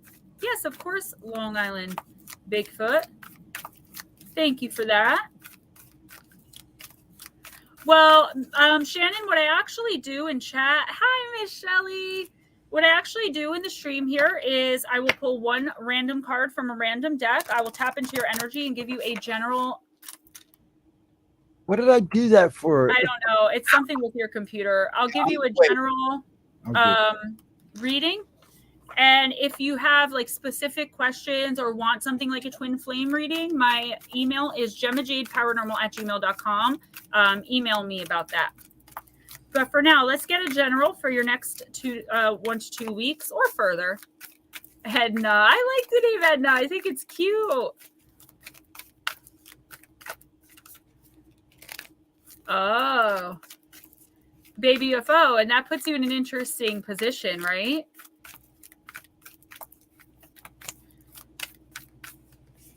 At least you're not a boy named Sue. Hey, my last name rhymed with smelly, and I was poor and had a drug-addicted parent. So, okay, Miss Shannon, you got the card of transmission, spreading of conditions, influence, and impact. And it is card number 7. So let's see. Baby UFO, I absolutely agree. And I was hoping you were going to say something to that effect. There are those who cannot bear to be parted, and so even if one has been infected with what you would call a negative, something that is likely to create difficulties and challenges in life or even compromise life, some would rather share the negative experience than be parted by the possibility of 2 separate experiences. Long Island Bigfoot, thank you so much. And Shannon, do you see how the universe works? This is actually a card about 2 people. a twin flame situation, an inseparable or unbreakable bond. So Long Island Bigfoot, thank you. I really do appreciate it. Thus, we have a strange phenomenon. Shannon, the deliberate adoption of behaviors and attitudes, and sometimes even illnesses, almost as if they are infections, even when they are not. You have names for this in your medical world, and your social scientists do work on this too. Who we spend our time with, who we share our lives with, is who we are very likely to become. We are special beings, even us, and we adapt and adopt and become alike over time. It is as simple as observing that who you are with, who you spend your time with, who you choose to surround you will have an influence on you. As your poet, John Donne, said, no man is an island. Oh my God, Stephen. But I am so, wait, I got to clean that off. I'm so So we sisters are here to tell you of the danger you are courting and the decisions you must make. Shannon, for you are either influencing another very strongly, and they may make a life-changing decision simply to share life with you more closely. They cannot bear to be separate and will draw closer to you through this. Or another is influencing you very strongly, and you would rather endure what some call hell than be separated by diverging experiences. For we sisters, the choice was made long ago. One of us was transformed against her wish, but the other could not be left behind to live and die as a mortal while the other watched. And our differing natures growing further and further apart over the years, we cannot bear to experience that. So we are together for as long as we can sustain this form. Was this the right thing for us to choose? Should we have made another creature deliberately, knowing the suffering it may bring? Perhaps we should not have, but for us, facing our lives as separate beings, one a danger to the other, was not even something we considered. For you, your choice may be easier. Think before the influence that need not be takes a little of your soul away. Blessing, you will have someone to travel with on the journey you are undertaking. There will be friendship, laughter, and the sharing of experience. Curse, feeling guilty for someone wanting to come with you. It is their choice and their soul's journey. Do not deny them the gift of your company simply because the road you share is tough. Working with this card, surround yourself with people and ideas that you wish to be influenced by. Create an amazing support network. So this is a pretty interesting card, Shannon, and I'm going to tell you everything that I'm getting. You're very welcome. So the first thing I'm seeing is you do have some things going on in your life that you're really trying to sort through. You're really trying to work through and understand. And I feel like in the past, you've had relationships or situations or just people around you where you weren't allowed to talk about these things. You kind of had to suffer in silence or suffer alone. Jules, I always see dead balls in the side. You had to suffer alone. Thank you, Miss Jules. And suffer in silence. And now that you do have somebody who you can talk to about this, your twin flame, who you can work through these things with, right? You have some support around you that is absolutely ready, willing, and able to take on whatever this fight is, whether it's inner demons or something going on outside of you. The question is, please be careful who this person, I don't see this as your energy. Whoever this person is surrounding themselves with, there are people in the other person's orbit. So that would be your twin flame or whoever the supportive energy is in this reading, that could possibly influence them in a very negative way. And because you two are so closely connected and intertwined, this could end up affecting you in a very negative way. So please be sure, especially in the next week or two, voice your opinions. Make sure that you're being heard, because this person could be leading down a path that may not be that good for them. And they're going to realize it very quickly. But why go through the heartache? Like, just if your energy doesn't sit right with someone around them, tell them and explain to them why you don't like this person, why you think this person's ideas are dangerous, why you don't appreciate them being around this person. It's not coming from a place of possessiveness at this point. It's coming from a place of love. You don't want to see them being dragged down, and you also don't want to be dragged down yourself. And if you don't step in and kind of, I don't want to say set them right, because that sounds very demanding and domineering. Step in and kind of be their voice and be like, listen, there's something wrong with that person. Maybe we shouldn't be hanging out with them. Now, I don't know who did black magic on you as pertaining to the reading that I just gave you. But if you have people in your life like that, or even in your past, you have to make sure that you got all of that off you. And I'm not trying to be a salesman. Anyone in here knows I don't do that, but that is something that I do. I can help get rid of that kind of stuff. But if you've already taken care of it, that's great. But make sure you protect yourself from those types of people. And again, I do feel like somebody is going after your soulmate, your person, this other energy that's very closely connected to you. And I feel like you're going to recognize it before they do. Well, I am a physical medium, a lifelong physical medium. I'm a psychic knower and intuitive and an energy worker as far as attachments. Okay. You can email me for all that.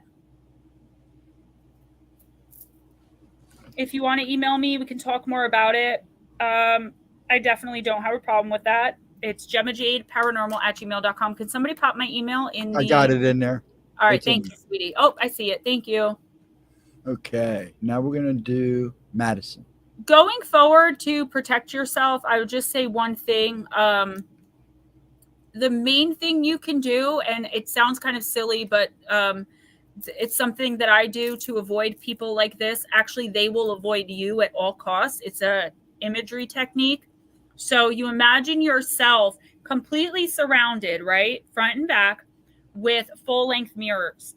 The mirrors, though, the mirror part of it is facing outward towards other people. If you imagine yourself like this and you walk down the street or walk through a crowd of people, you will see people literally falling over themselves to get away from you. That's negative energy, evil, negativity. It can't look at itself. And even though it's just their energetic self, they don't even realize they're doing it. But for some reason, they just want to be away from you. Good. That's where you want them. Is Jarvis still in here? Because he wanted a reading. I haven't read for him in so long. Okay. Yeah, he's in here. He's actually Who's next? Up, so Madison. Okay. Madison, good old Madison. Miss Madison, I'm going to use myths and mermaids. Yes, ma'am, Miss Pixie. It reflects that energy back. Miss Shelley, how are you doing?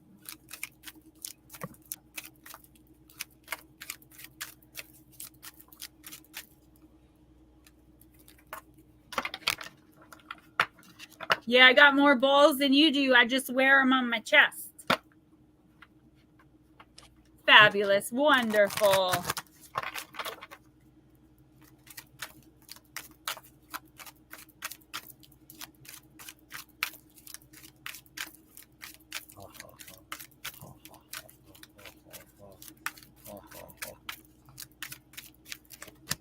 You know, it was really strange just now. I heard like an evil... Good night, Pam. Love you. I heard like an evil in my ear. It was really weird. It just, there's no one here except like over in the corner over there, kind of just hanging out. But oh, that was creepy. I got the goosebumps. That was creepy. It was just like totally cartoonish. Very weird. Okay. Madison, you got mermaid picking lotus blossoms. Card number 25.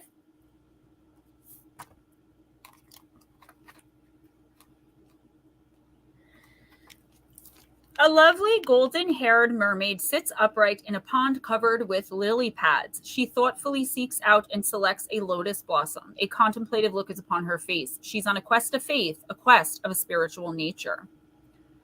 Divination meaning you are seeking spiritual perfection. You are surrounded by options, mental, material, emotional, and spiritual. Now is the time to focus your energies and select a path to search for spiritual perfection. Take your time and find the direction that's appropriate for you. Experiment with a new method of communing with nature or your higher power through yoga, meditation, or religious study. Find a group who is seeking just as you are and who shares your ambitions. This is a time to move forward with an open mind and curious heart. Do not prejudge the paths that others are on. Attend a service with a family member or a friend of a different faith, read spiritual texts that are unfamiliar to you, and take the time to experiment and walk into new territories. You never know where your new path might lead you. So yeah, Madison, I am definitely getting you're like fed up. you know, and you're really searching for more. And I think that most people that come in here on a weekly basis, whether they realize it or not, are energetically reaching out and looking to connect and to whether that be energetically or personally or spiritually, right? We're all connected anyway in the collective. So Madison, you're seeking more knowledge of something, and I do think it has to do with spirituality. I feel like, though, your ideas in the next week or two are at risk for becoming like very rigid and stiff, like not to where it's like, well, if you don't agree with me, then you're wrong and I hate you or anything like that, but getting, you know, there's a certain aspect of some sort of idea or belief that you have that you're in danger of being like overbearing with it. You know, that you're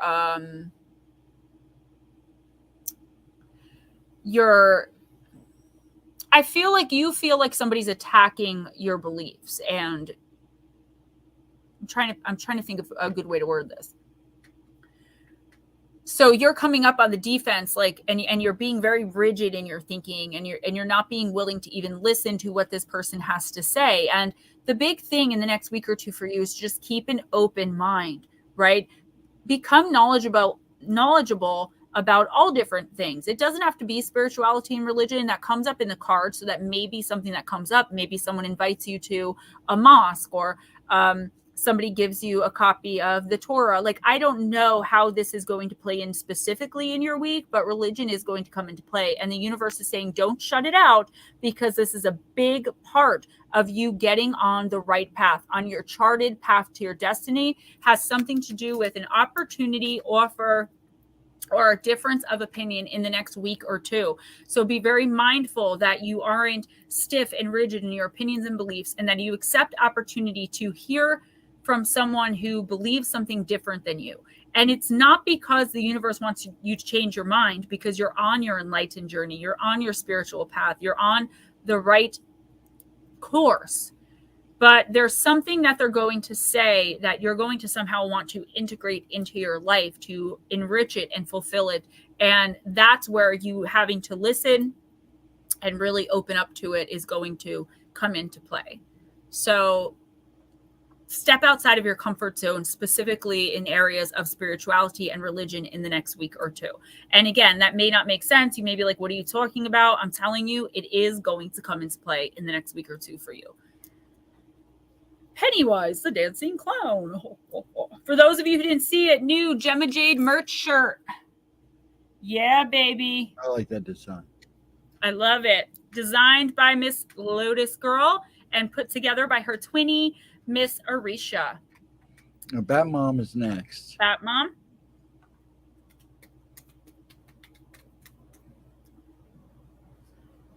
So, Bat Mom, I am going to use... What's up, Netter? Thank you, Netter. I'm going to use the Dell & Wait for you.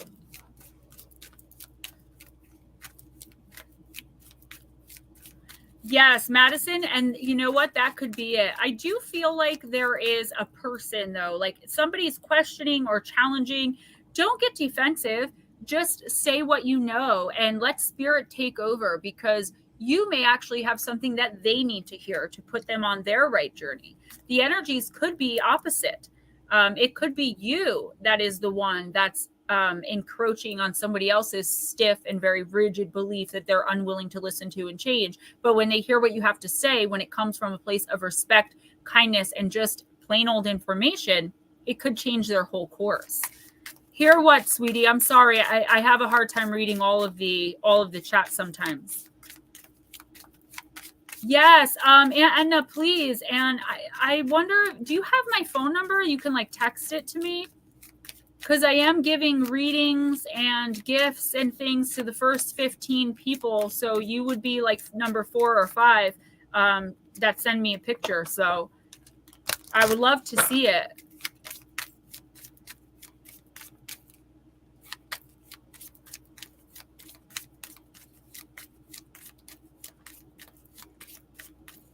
Yeah, we may have to. Do I only have 16 likes, or does it need to be refreshed? Yeah, I got 19. So let me see. I'll refresh mine. Oh, so you guys heard it too? Yeah, everybody heard it. I knew I heard it. And normally, though, it would be accompanied by something. You got 20 or the spirits would be getting up, and once I see them approaching, then I know that something's around. Because sometimes I have to treat them like children, like, here, take this and go sit in the corner till I'm done and don't make any noise. And then I hear that, and normally if something negative were around, I would see them start moving and approaching. So that's why it came literally out of nowhere. Good night, Madison. Thanks for coming in, sweetie.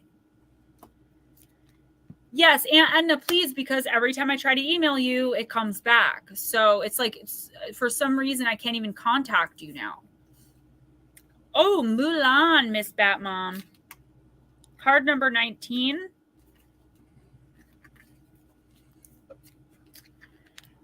The war was raging in the whole country, and my father was old and tired. I couldn't let him go to the fronts, so I disguised myself as a man and went to his place. I fought courageously, taking great care that no one would find out about my true identity. I was helped by a guardian dragon. The most important thing for me was to defend the honor of my name, my family, whatever the perils. Your honor is engaged. Maybe you were not the one supposed to get involved in this war, but now your solidarity dictates you to take part in the fight. You're going to need a lot of strength and bravery, for the battle will be quite rough, and you will certainly have to go undercover. But in the end, you will succeed. Your folks will be very proud of you, and you will discover resources within you, Batmom, that you didn't even know existed. Heck yeah. Okay?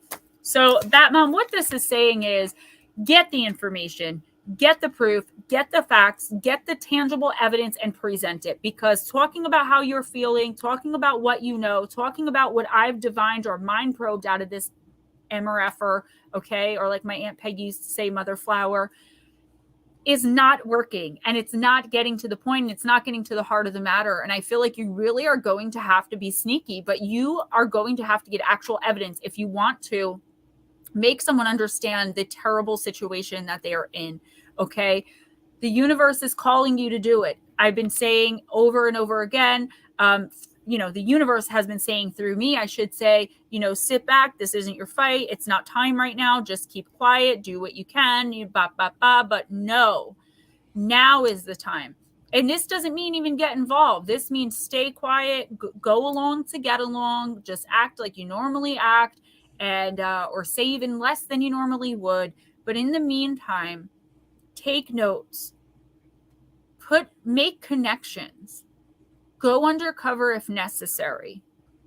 Someone you love very much is in a very vulnerable situation, and it's a very unique and dangerous situation.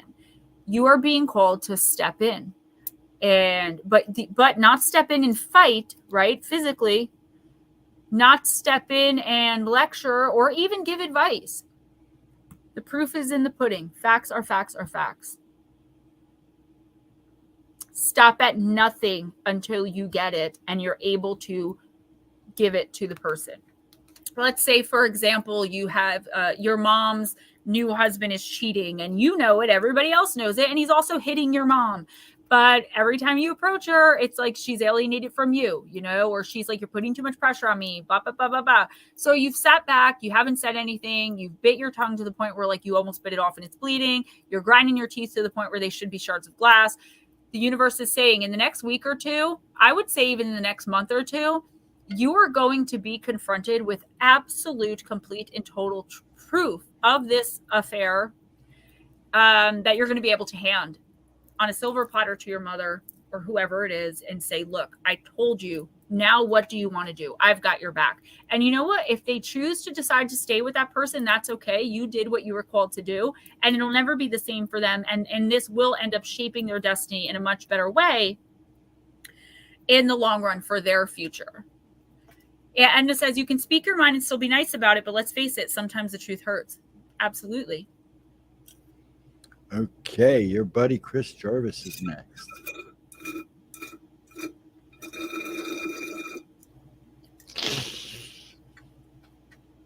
Miss Noisy. All right, Jarvis. Signs of the times. I usually don't do that on stream, but sometimes it's funny. Then I go back and watch, and I'm like, why do you put these people through this? Because it's fun. I got to put my shades back on. That's all there is to it. I just can't take my thing. My eyeballs want to drift.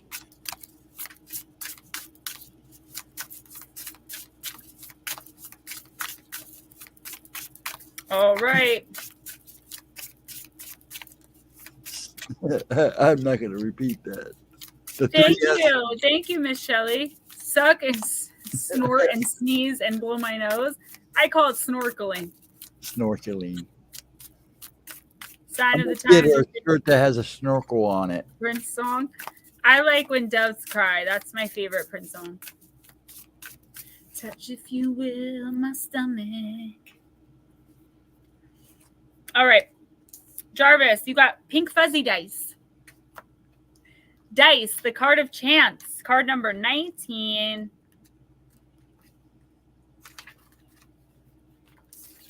Sometimes, Chris, it's necessary to take a chance.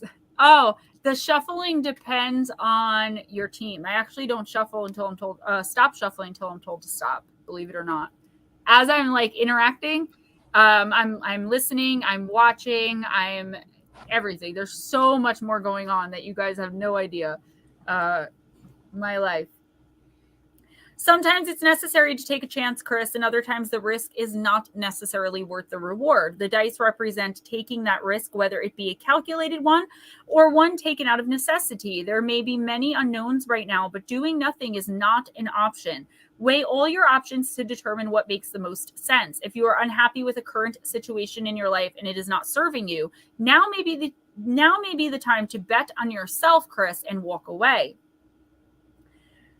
Alternatively, there could be something you've been working on that requires perseverance to see the fruits of your labor. This card encourages you to take chances in a way that fulfills your ultimate desires. It also asks the question, what risks are you willing to take? You'll never know what will happen if you roll the dice until you do. That's weird. That doesn't sound right to me. You'll never know what will happen if you roll the dice until you do. Additional meanings: take a risk on something you've been considering, beware of impulse decision making, and make a choice. Seek answers from within. Yeah, I do feel, and that was one of the first things that popped into my head was like this impulsiveness, Chris, in the next week or two. I don't feel like you're an impulsive guy by any stretch of the imagination, but I do feel as though in the next week or two, you could be getting really excited about something and you may not be seeing everything that's involved. Okay. So you may not be seeing any negative side to whatever this is. And everything has its positives and negatives, but I feel like you're so amped up. You're so psyched for whatever this is. It's something you've been waiting for and or working on for a really long time. The universe is saying, just stop. Weigh the risk versus the reward. Don't jump in without looking. No leaps of faith in the next 2 weeks. Take a chance on yourself that you are wise enough and that you are intuitive enough to understand when someone is just trying to manipulate you or trying to sell you the Brooklyn Bridge, right? Definitely read the fine print, small print on any contracts. I wouldn't even bother signing any. Don't make any big purchases.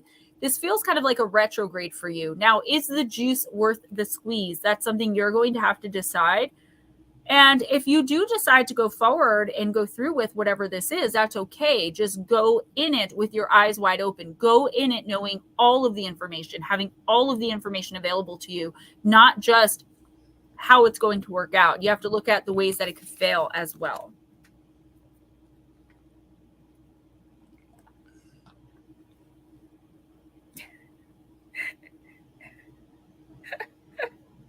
I'm sorry. I can't help it. It's so funny.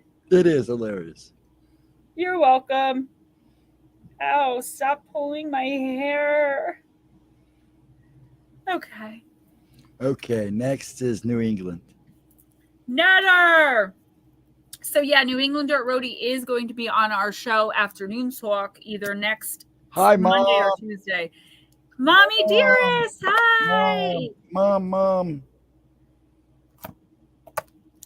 I almost showed my mom's birthday present on this stream tonight too, and I'm really glad that I didn't because it's a surprise and she would have seen it. All right, New England Dirt Roadie. Mom, I can't wait for you to see it. You are going to freak out. Guys, remember, my mom's not being rude. She just has a hard time keeping up with like texting because she uses her phone. So she's been listening anyway. So no, Scott, Ghost Dragon, show him how it's spelled. What? Talk. Afternoon talk. I spell it like this too. That right? Wait. TAWLK. That's how I spelled it. My mom has a shirt. It's one of my old merch shirts that like the merch did not go anywhere. But it actually says, she's not yelling. She's from Jersey. It's how she talks. And it has my picture on it. Mom, you still munching on all that goodies? So my mom gets these cookies and brownies or something, and she's like, you got a package from so-and-so's bakery. She's like, do you want me to put it in my room for you till you get here? Like real slick like that too. And I'm like, wouldn't you put it in my room? But it was for her. Ghost Dragon's got her some treats for her birthday next Tuesday. But it was just funny because she was so slick. She's like, do you want me to just put it in my room until you come until the next time I see you? I sent them to you early so they would be all gone before all those guys got there. So you didn't have to share. And then she can use the phone and she can text, but it's hard for her to keep up like in chat with the text. Like honestly, watching her text is like, bless her heart. But years ago, she refused to even text. So she's definitely made great strides. Okay. Bellyache, they're almost gone. I don't remember who I'm shuffling for, so I mean. Oh, you're Netter. Netter. New England Dirt Roadie. And by the way, I still have not found the Knights Templar deck, so I don't know. They're probably at Mom's. They're probably at Mom's. I vaguely looked though. I was gonna say I looked, but that wouldn't be being completely honest. I just kind of Paradox Fossils. Did you want your reading and our Long Island Bigfoot or the show? Okay.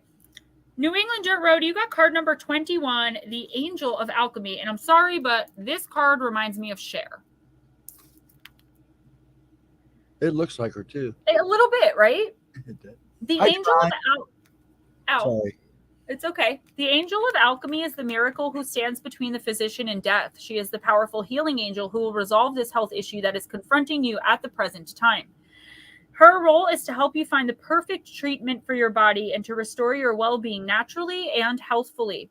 She helps you find the right doctor, the right treatment, the right healing mode, and the right attitude and energy to overcome this challenge. New England Dirt Roadie, can you imagine why you got this card? She will draw on powerful energy from her heart chakra, which will be sent to you, and which can revive your energy and your belief in the possibility of your perfect health. She will help you find the courage to face physical life, for it is that which has overwhelmed you from time to time. The sheer courage it takes to experience life in physical form is that which she is here to help support you in, and to show you that not only does it take great courage, it brings the greatest of all blessings. The Angel of Alchemy speaks. I am here to help you make a miraculous shift in your body and your health. Whether you have an injury or an illness or simply feel ill at ease with the form you currently have, I am the Angel of Alchemy, and I can show you how to change your current experience of physicality. I stand here and have done so for many thousands of years. I have seen the fear and the guilt of others. I have seen the fear of infection, the anguish of pain, and the despair at life seeming to end, but I am here with you now to show you how to create health and strength and how to stop being so frightened of growing older and having times when your body will challenge you. You guys ever get a moment where like you can't swallow? I don't know, that just happened to me. I couldn't for like a second. All will be well, and this too shall pass. This form is just one of many you will create. Let me show you how to live anew with love and health. Netter, this is definitely not physicality. This is spiritual health for sure and for certain. Divination message, there may be health challenges for you at the present time. Regardless of what you or one dear to you may be experiencing, it is time to ask yourself, what would I do if I knew I only had a short time to live on this planet? Then begin to take action on those plans, because the beautiful thing about looking deeply into the human fear of death is that the examination of mortality will create an exquisite sense of being alive right now, and you will reprioritize and you will begin to shape your life in new and meaningful ways. And once you see that time in the sense of bodily life can be short, do not hesitate. Take action now and on changing what can be changed. When you receive this card, you're about to turn a corner with a health challenge. The current situation has actually served you in many ways. It's brought your focus back to what is truly valuable in your life and made you aware of areas of neglect. Now you can move forward with a refreshed set of priorities that are based in something very real. The Angel of Alchemy encourages you to make your healing, either your own or that of someone close to you, a top priority. Oh, I didn't know that. I forgot that was on tonight. I was going to say something to you, but I knew we were streaming. So next week, watch for the replay. Yeah.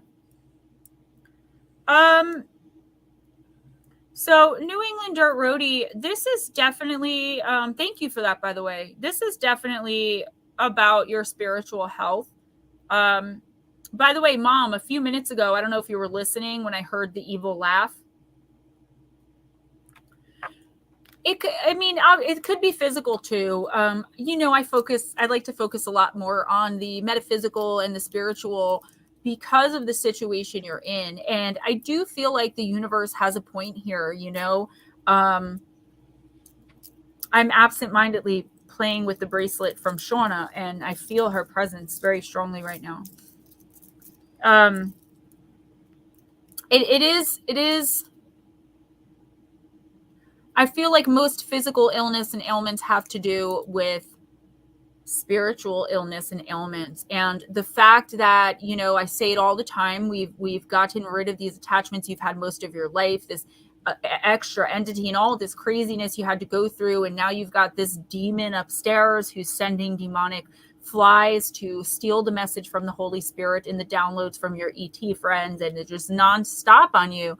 But your insistence of, and this is not advice from Gemma, your friend, even though I may tend to agree, this insistence of, this is where I live, I am not changing it for anyone. But what if you were meant to change it right now just for you? And honestly, one way or the other, there was something that was bound to trigger your stepping out of that space. The universe is asking you to consider, and it's not saying you're going to die. I don't get messages like that. But if you knew you only had 2 years to live, would you stay in that place with those same things happening and not move out of that comfort zone? I do feel like you have a situation where it is kind of a comfort zone now. You've been lost in this spiritual mess for so long through really no fault of your own, and through a lack of understanding on your part as to what was really going on. And that's why I applaud you so much for seeking help and reaching out and being willing to learn and understand, even if some of it sounded absolutely outrageous to you. You still were willing to do it, and we still got through it. And I think you're an amazing human being who deserves so much more and so much more credit than you're willing to give yourself. And this is the universe telling you that too. Get through it, take care of things as they happen, and then move on from them. I understand, New England Dirt Roadie. I do. The universe is telling you that the physical sickness, the spiritual illness, the negative energy, it's all attached to that place. And until you remove yourself, even if you get rid of it for a little while. Now, I'm not saying the mayor and his buddy are coming back, but what I am saying is these little things that turn into big things. You knew something was wrong with this neighbor, and now you have a fly infestation as it tries to drown out the Lord's Prayer. And if you guys don't know what we're talking about, I do have permission from him to talk about this, because he's going to come on the show and talk about it publicly. I'm always here for you. A lot of us are here for you. You know that. Chris Jarvis says, Gemma, the show with MIB will be on again tomorrow night at midnight Eastern. Which show though? Where do I watch? Where is it? I need deets, baby. I need deets. I'll send it to you. Okay. I'll send it to you. Who's next? A person. You want to do Mom before we go to our next person? Yeah, let's do Mom. And then after Mom, we'll do Long Island. I'm going to do a timestamp for him. Mother. Don't tell your children that I'm good. Mom, I'm going to use deep, dark, and dangerous. Yeah, and I feel like if New Englander at Rhody does talk about it with us publicly, like you guys would have more information. Like I can channel and I can bring information in and I can give him my advice as his friend, and so can Ghost Dragons. But I feel like all of us as a group, as a community, are going to be able to help him more substantially. Oh, Travel Channel, Paranormal. Ooh, really? Yeah, Paranormal Caught on Camera. My They'll ultimate replay it at midnight, and then they'll replay it again sometime next week. My ultimate goal is to have my own show or to be on a show on the Travel Channel. Okay, so that one fell out. That's it. Yes, Blue Crossroads is the man in black of the group. I guess so. Mom, you got the Jormungand, which is the Midgard serpent. Card number 34. It's dangerous, and this is actually connected to the mythos of Thor, who you know well because of Damien. So, Mom, this one's for you, baby. I miss you so much. I can't wait to see you Saturday. I have to film your opening your gift, too, so. Yeah, I got to see that. Mom, there is a time for everything. You don't always have to be striving and making things happen. Connect with the seasons and flow within them. The Jormungand is one big monster, often referred to as the Midgard serpent. This creature is so large, it fits nose to tail around the whole world of Midgard. Its size stabilizes the realm, so it cannot be removed from its position. It is also the child of Loki and the giantess Agborda, and has as its siblings the goddess Hel of the underworld and Fenrir, the great wolf. The god Odin, foretelling that Loki's children will destroy the gods, decides to throw Jormungand in the ocean surrounding Midgard. Unfortunately for Odin, the serpent grows into such a size that it is able to hold its tail in its mouth. The end of the world, a time called Ragnarok, will begin with Jormungand letting go of its tail. Terror in the Woods. Yeah, love it. Love it. Did you see the one where he's like, I'm looking at a werewolf? Yeah. My mom watches it and laughs. The main enemy of Jormungand is, of course, the god Thor. Thor is a deity who tries to work for the people and destroy evil when he finds it. His half-brother Loki knows that the serpent is one of the only ways to destroy his brother, so he births the living weapon. The serpent isn't just large, it's able to spit poison from its breath, and if it bites you, the venom means certain death. It would be hard to kill once the time for Ragnarok comes along. The Norse myth of Ragnarok is as dramatic as it is beautiful. We see within it a story of cycles and fresh starts, deaths, renewals, and birthing of new ways in a new time. Ragnarok is the essence of all of this, a ripening of the world, a rotting, and then a death, and then a rebirth. The first sign that Ragnarok has begun is with the Midgard serpent releasing its tail from its mouth and there being a great disturbance in the water. Huge waves begin to thrash the shores of Midgard. This is a warning to all. Soon Jormungand slithers its way up the land and sprays its lethal poison as it goes, ruining the air and the water. It meets with its brother Fenrir, whose eyes are said to glow like the embers of a fire and who becomes hungry for blood. They join up with other allies on a lonely plain where all will battle the gods. A great battle ensues for the balance of the universe. The battle between Thor and the Midgard serpent is a savage one described in great detail in the poetic Edda. Thor eventually manages to kill Jormungand, but then staggers 9 steps and dies, poisoned by the serpent's venom. The waters rise, many of the old gods and giants die, and the world is made anew. Plant companion, common ivy. Crystal companion, varicite. Okay. That actually might make a little bit of sense because I am missing that owl. And I never get the chance to look or do anything because I'm always with RJ and I can't discuss this type of thing around him because it will scare him. All right, Mom. I go to my mom's every other weekend anyway. What this card is saying is, you don't have to be addicted to stress, right? You are allowed to just let things happen. And you are also allowed to just let things happen in others' lives. Even if you can step in and help, it's a matter of should you. When you're stepping in and helping with certain things, it's like, yes, you're a great person. And I feel like you give way too much to people who don't deserve it, right?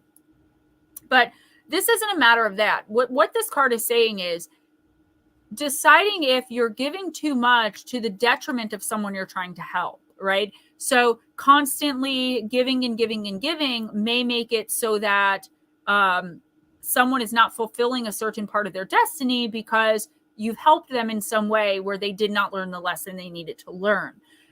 I feel like a lot of change, I know, obviously I'm your daughter, but what I'm getting just from the universe is like, you've been through so much trauma and stress and pain, not just very recently, definitely a lot more in the last couple of years, but throughout your entire life. And the time is coming for a rebirth, but you have to allow that to happen. You have to stop focusing so much on what could go wrong, what may happen. And I feel like you are conditioned to do that because you've led you've led a life with a lot of challenges and a lot of things that you've had to overcome or just put up with and deal with. But the universe is saying you don't have to do that anymore. It is completely and totally up to you what you do next. And I know that seems like such a foreign concept to you, but it actually is the truth, Mom.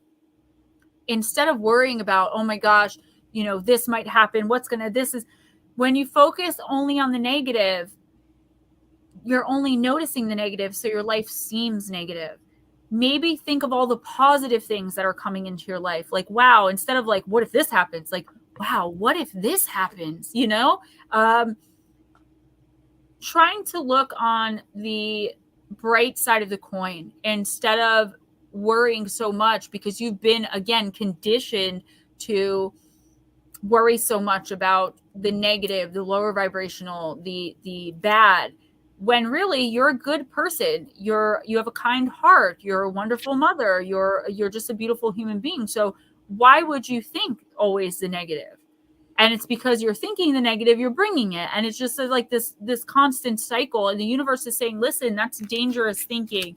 Start thinking of the positive what ifs.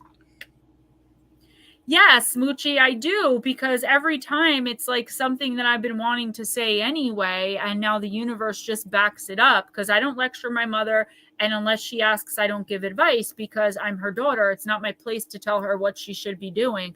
If she asks me, of course, I give her my honest opinion, but when I read for her, then I can say whatever comes in and filter it or not, and also put what I feel in there. So it is a good chance for me to speak to her. I love you too, Mama. Heather, no, you have not been read for yet, honey. Shopping questions? I love you guys. Okay, next is Long Island. We're going to go ahead. Long Island Bigfoot. Yep, because he's watching himself on TV right now. You're on TV. I'm so jealous. I am. I'm jealous in a good way, though.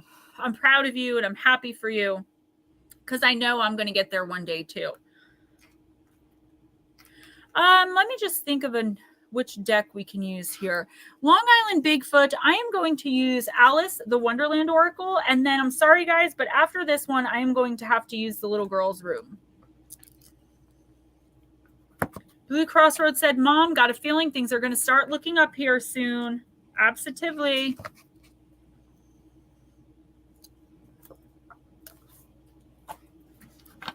All right, Long Island Bigfoot. Things are going to be looking up for a lot of us. As long as we keep doing the next right thing and as long as we have kindness, the road to hell is paved with good intentions. Your intent can't just be good. Your actions have to back it up. And as long as we're all doing the next right thing and keeping our hearts as pure as we possibly can as spiritual beings having this human experience, the universe is not going to put so many obstacles in our way. And really the obstacles we're facing right now in these challenges are simply to prove that we've learned the lessons we already needed to learn. I tell you guys all the time, I think 40, you go through between 38 and like 42, you go through this major spiritual awakening that comes around again when you're in your 60s. And I feel like there's a big one right around age 25 as well. These are like the mega major ones. Not that you won't have big ones along the way. Grocery impaired.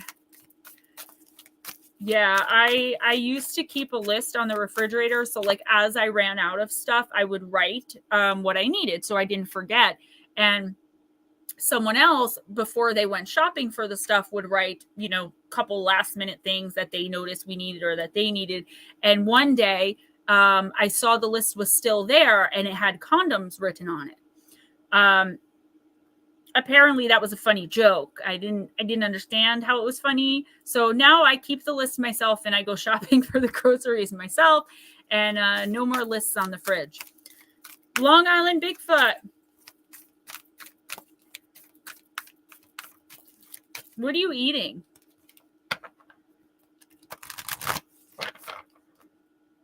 I can't. Oh, Scooby snacks. Yeah, that makes sense. Yeah, Edna said by the time I was 16, I was already 40. Yeah, same. I had my mic on. You should have yelled at me. I think my son Damien was born 40. We always called him the little old man, the worrier. Wow, I don't know that I've ever pulled this card before. Long Island Bigfoot. Number 5, becoming braver, resilience, experience, growing stronger, fresh perspective.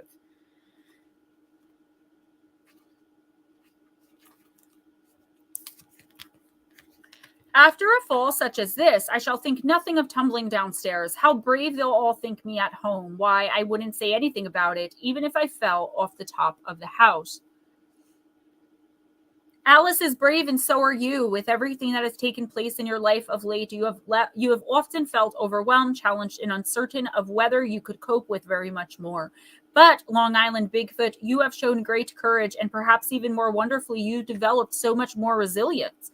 Because of the extreme nature of the events and experiences you've been working with, you will now be able to deal with all manner of circumstances with great calm and stoicism.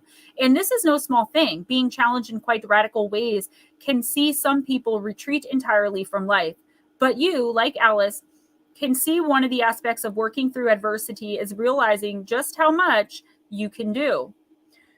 You have been stretched, pushed, and gone right to the very edges of what you know about yourself, and you have come to know yourself far better, far more deeply than if you had not had these great and sometimes rather terrible adventures. Most of all, please know these truths. You are strong, you are brave, you are resilient, you have been dignified, graceful, and remained curious under the greatest sorts of pressures. This has been in many ways your finest hour, and you will be able to set an amazing example when life returns to something just a little closer to what people call normal. Divination, you have been tested, the development of strength and resilience through the courageous meeting of challenges, the demonstration of great character, the acknowledgement of how much you have learned, the ability to cope with so many little things due to a great ordeal endured with grace, dignity, and humor. Testing times shows true character. Yeah, I do feel like this is another card of a spiritual awakening coming to light. Long Island Bigfoot, I feel like a lot of things that you've been working towards, striving for, are really going to be coming to fruition. And not just in the next week or two. I feel like you're going to see like little inklings of it, like little twinklings in the next week or two. And this doesn't mean it's going to be, completely and totally tremendously easier. But it does mean that because you've already built up all this resistance and resilience, it's going to kind of seem like, oh, well, it's going to be more exasperating and frustrating than it's going to be something that like really stresses you out and like takes you out. And that's what the universe is saying. Like, you are moving so quickly towards your ultimate goals, to realizing your ultimate dreams, to making your version of normal come true, going back to a simpler time in your life while also accomplishing way more goals and experiencing your dreams in a way that you've never had before.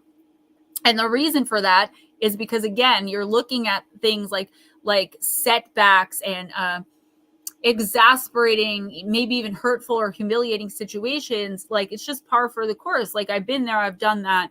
Let's just get through it. You're owning up, you're taking responsibility, you're taking accountability, you're setting boundaries and enforcing them. And I just feel like you have grown so much in the past couple of years. And even like just this year, the growth that I'm seeing is like so incredibly, tremendously pushed up. You are fast approaching your ideal life. One thing I will warn you of, quote unquote, is the people. I get this for you every week. And I think even in your personal, it's like the people around you. There is at least one person who is not your friend. They are not an ally. They are not a supporter. They are purposefully trying to thwart you. They're stealing your ideas. They're trying to make you look bad behind your back, and then they're smiling in your face. If you have any idea of who this person is, they could become a real problem. It's no longer like, that's just so-and-so. Look how jealous they are. It's pathetic. Like, you need to get them out of your life. They are bringing you down, and they are slowing you down as well. Guys, don't forget, if you order a half-price $20 personal intuitive oracle reading for August, you will get a crystal that looks like this, lapis lazuli, but that's a little bit bigger than this. Energetically charged and cleansed by Miss Paranormal Pixie. Prize number 2 is this golden obsidian. It's so beautiful. I don't even want to part with it, but I have to. I was told I have to, so I have to. And then this drusied sphalerite obelisk. So if you're interested in winning any of those 3 things, yeah. All right, I need to use the little girl's room. I will be right back, guys. And now we return to the soft music of night driving. As we sit in our cars and relax, or in our chairs,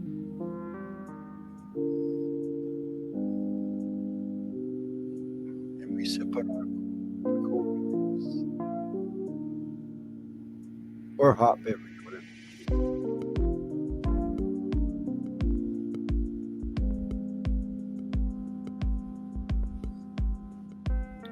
Everybody, quick, get up and dance, exercise, work those muscles, wiggle those butts.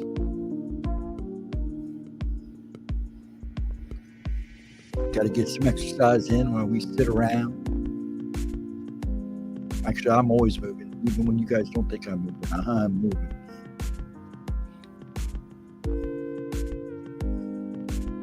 Yeah, she always has nice nails. You should do this more often. You know, I would do stuff like this more often, but copyright music is such a pain in the butt.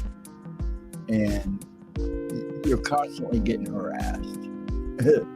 And this stuff, I mean, I got friends that are musicians that would do, you know, not copyright stuff, you know, like, but they're hard to get a hold of because they're always on the go. Blue could write some music and put it on here, and I'll download it and we can listen to it. As long as it's not, you know, something that's radio, what I call radio heard.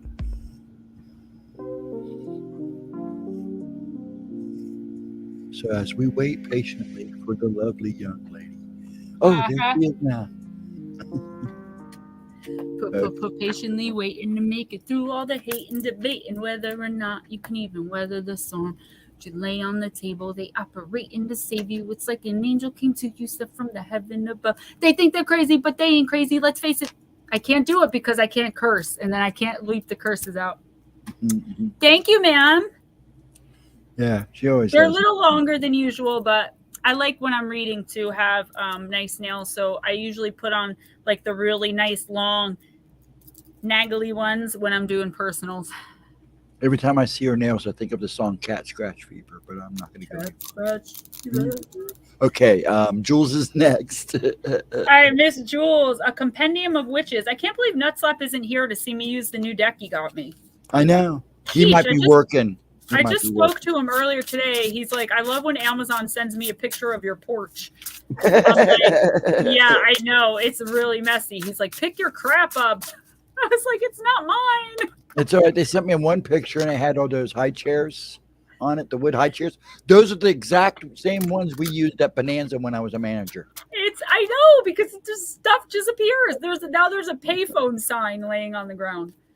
Like from the old timey payphones, the blue sign with the phone and it says phone. Yeah, there's one of those. The bears might think there's a payphone there and come and ask to use the payphone. It's not the bears. It's a resident raccoon that actually thinks that we are in its house. It's literally the size of RJ. Oh, I believe it. And it just struts out of the trees when we come out and looks at us. It sits on its like hind legs and it just looks at us like, what you doing? You want to fight? You got a problem? It's like climbing up. I'm like, I love it. When does it end? I'm gonna leave my shades out there, and he'll come out with the shades on. Probably. That's hilarious. Then there's Mr. Toad. He started showing up around when Billy died. When Call Me Mr. Flintstone died, Mr. Toad started showing up. But I realize it's because we have obviously like the porch light, and the toad will jump onto the screen door and he goes bug hunting on the porch because the light, there's a plethora. Yeah. Instant dinner. All right, Miss Jules, let's see what's the dealio. And Smoochie, you're next. Smooching. Ever since I found Temu, I have like 40 pairs of nails now to choose from. I'm excited. And I got like 16 new hair pieces. The only thing is like I want to get the one where I can wear my hair down with it, but I'm having issue figuring out how to wear it. I have one this color. So far I only bought one. It's this color and it's for like when your hair is down, but I'm just having so many issues with it. I just love these. I can clip them in and pull them out, and it's so much better than damaging my hair. I love that. Right. That is so classic. Thanks to Trash Panda. Yes, I mean, you're not wrong. Oh, all right, Miss Jules, you got the Laborer, and it's fancy. It's written in like English with a U in there. The Laborer, Labourer. A lot of these decks I notice are written by people across seas. I can tell by the spelling, or when they say things like there is energy about you. Like in the United States, we would say there's energy around you. It says about, or they talk about going on holiday, where we would say going on vacation. It's because of the translation. Well, I know what I'm saying is like I notice a lot. Well, I do have a lot of decks from the same authors. That's probably why too. That there seems like there's an inordinate amount of people from like England and over there, but actually Lucy Cavendish is one of my favorites, and most of the decks I have are actually from her. Okay, card number 20, Jules, the Laborer. Endeavor, resourcefulness, perseverance, and reliability. The waning sun casts its amber light on her garden. She sits to rest, wipes the sweat from her brow with an embroidered handkerchief, and smiles. Her hands are calloused and tired, but her vegetable garden is brimming with life. Ripe fruits hang from the trees, and the aromatic smell of figs drying in the sun lingers in the air. The laborer represents hard work, endurance, and resourcefulness. The intrinsic value of labor does not show only in the result of our work, but also in the tenacity, determination, and skills it teaches us. Oh my God, I forgot to call my mom. Mom, I forgot to call you at 1:00 today and talk about that thing, Stephen and I. I'll call you tomorrow about it. I just forgot today. Jules, about the witch. Vesna Vukovic was born in the rural highlands of Bosnia in the second half of the 19th century. She was denied a formal education despite her interest and spent her life learning from nature instead. The symbols tattooed on her hands and arms identified her as an expert in traditional healing and herbal remedies. Yeah, I feel like you're finally starting to see the quote-unquote fruits of your labor, okay? I still have to dye this. Jules, I feel like you've been putting a lot of work into a certain area of your life. And I do feel it has to do with your spirituality, okay? It could be other things too. It could be literal labor, like planting a garden or something like that. But I feel a lot of it has to do with just something you've been trying to achieve spiritually, setting and enforcing boundaries, speaking your mind firmly and clearly, but also with kindness and love, and sending light, or depending what you believe, praying for those who you really can't stand and who wish harm on you. All of these life lessons that we have to learn in order to become more spiritually aligned, spiritually enlightened. And the universe is saying in the next week or two, be prepared, because you're going to find yourself reaping the benefits of everything that you've tried to do. Heather, Nikki, hold that thought. Of everything you've been trying to do and trying to accomplish and trying to dream up, and it's going to be in little things. You notice that a certain person doesn't affect you the same way anymore. You notice that now when you speak to the narcissist, you speak only in facts, and you notice that you're not having these emotional reactions to people anymore like you normally would have. That's you automatically, without trying, protecting your energy. Okay. And that is a big part of spiritual enlightenment, of spiritual awakening. And the universe is saying it's been a long time coming, but stay focused on it. Even though she was denied a formal education, she got her education from the forest, from spirit, right? And that's who's educating you right now. So make sure to pay close attention to the downloads. Also, you may be looking into some sort of holistic remedies, looking more into the metaphysical healing processes for certain ailments. That doesn't mean skip going to the doctor if you're, feel like that's what you need to do. But I feel like you may be on this more of a holistic mission at this point, and the universe saying that's perfectly fine as long as you're comfortable in what you're doing. And don't let anyone, bully you or manipulate you down or talk you down. Because I feel like you do still have a very jealous presence in your life who would love to see you fail just so that they can point and laugh. Not being emotionally affected by that is a huge step. So Heather Nikki says, is it a bad idea to try and contact my great-grandfather? He's been gone longer than I've been alive, but I feel a strong connection to him. And Edna said, if you feel a strong connection, he's already around you, Heather Nikki. Heather Nikki said to add, my great-grandfather died in 1967 and was very into the paranormal. And Edna, you don't need me to tell you. Maybe Nikki needs to hear it. You are 100% right. Heather, I'm sorry. Heather Nikki. Sorry. Yes, I feel like you feeling this is probably him trying to connect with you. But don't go pulling out a spirit board or anything like that. I would recommend, I tell you guys all the time, I will admit it, I am not a meditator. My mind goes too crazy. I can't do it, but I can do guided meditations. And if you want to do guided meditations, I can send you some, or you can find them on YouTube. There are good ones. If the voice doesn't resonate with you, turn it off and go to a different one where you meet with your ancestors or commune with your higher self. That's when the messages, the downloads are going to start coming in. From what I know from someone who can't just readily draw up spirits. Don't go through any sort of divination technique, though, as far as divination boards or divining pendulums and rods or Ouija. Normally, I would say I know how to do it safely and I'll help you. It took me 2 to 3 years to learn how to use Ouija and divining tools properly. But for some reason, I'm being told to not recommend that to you. Don't do it that way. Do it through guided meditation or keeping a dream journal. Your great-grandfather is reaching out to you. That's why you feel the connection. And he is trying to give you a message. Who's next? Miss Smoochie? Yes, but we're going to do Vixen Doe next because I skipped her somehow. And then we'll do Smoochie. If Smoochie's okay with that. If Smoochie's not okay with that, then I don't think Miss Smoochie minds. And she can beat me when I'm on my chain too later. Vixen Doe, I'm going to use the Dark Goddess.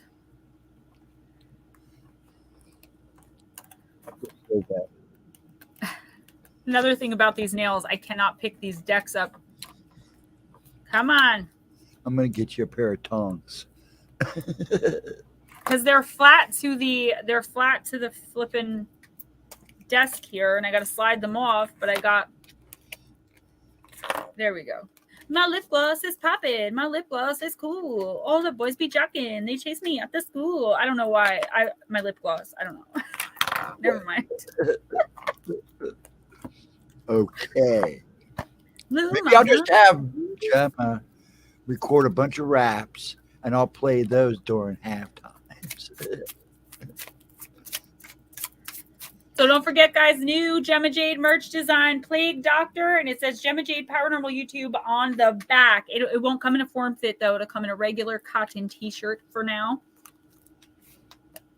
And Mom, just so you know, Aunt Edna got her order super duper quick. I told you, Arisha is on it. My mom's like, how long is it going to take? Because last time it took forever. None of the stuff was the right size. It was all wrong. And again, no shade on Pine Island Research. I appreciate that Jeff tried. But it was such a horrible experience. People are now afraid to order from me because they think it's the same thing. Oh, My no, mom's like, how long? And I'm like, it's coming from Marisha. We're good. Like, we're fine. Oh yeah, you'll get them super quick. If you're close, you're going to have it within 2 to 3 days. I got mine in like 2 days. I told her she'd have it within a week. So Yeah, she'll have it before that, depending on when you ordered it and how fast she goes. I ordered it Monday morning. And then you'll have it by Sunday the night end or of the Monday week, morning. Yeah, I think she'll have it by tomorrow at least. You're very welcome, miss. Yeah, Vixen Doe, pay really close attention to those types of dreams. I always say when we dream, and I found this out from my guides, right? And spirit, we do travel astrally, whether we remember it, we're aware of it or not. Now, even if you can't do it, like I have a hard time astrally traveling, astral projecting when I try. Even if you can't do it when you try, our soul still needs to commune and interact. So, and actually, I always use this example because it's the easiest for people to understand, the easiest way I can explain it. So someone's in an abusive relationship where someone's beating them and they have kids, God forbid, right?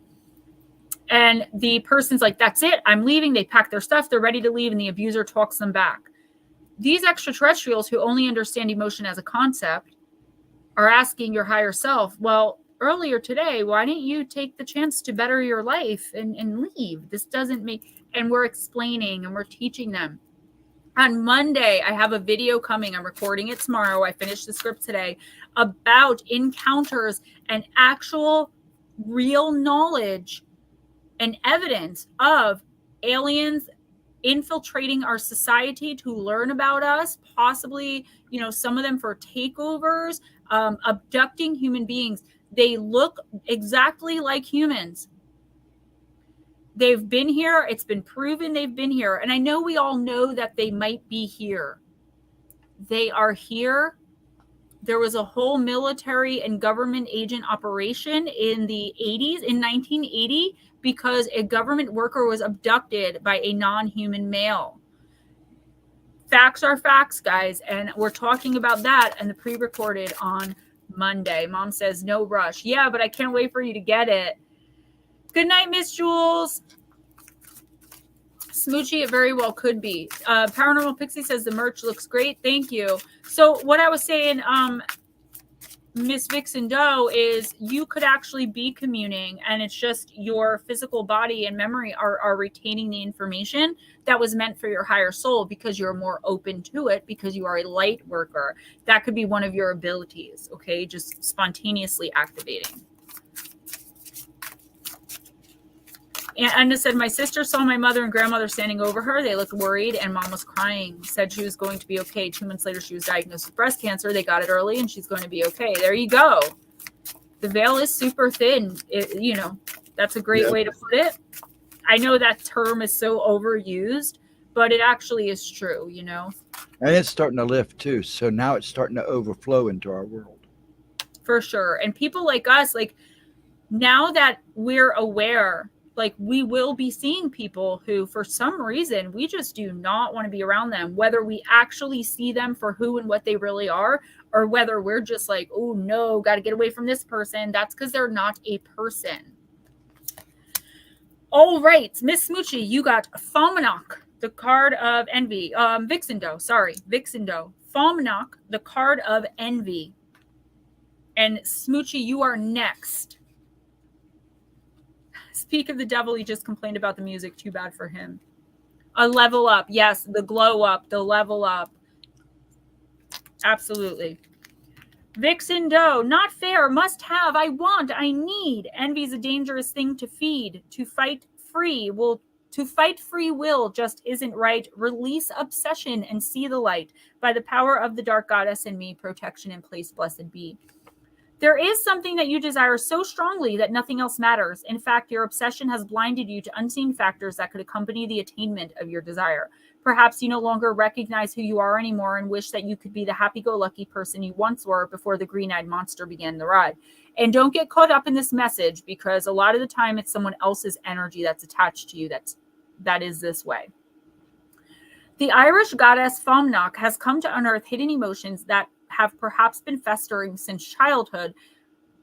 such as envy and jealousy. She will expose these agitations, and you will have no choice but to learn to accept that what you desire in this way is not yours for the taking. Time to rejoice in the beauty and talents of others instead of fearing their success. Remember that there is no such thing as competition when it comes to your life's purpose. Therefore, instead of trying so hard to capture attention, allow your inner light to shine.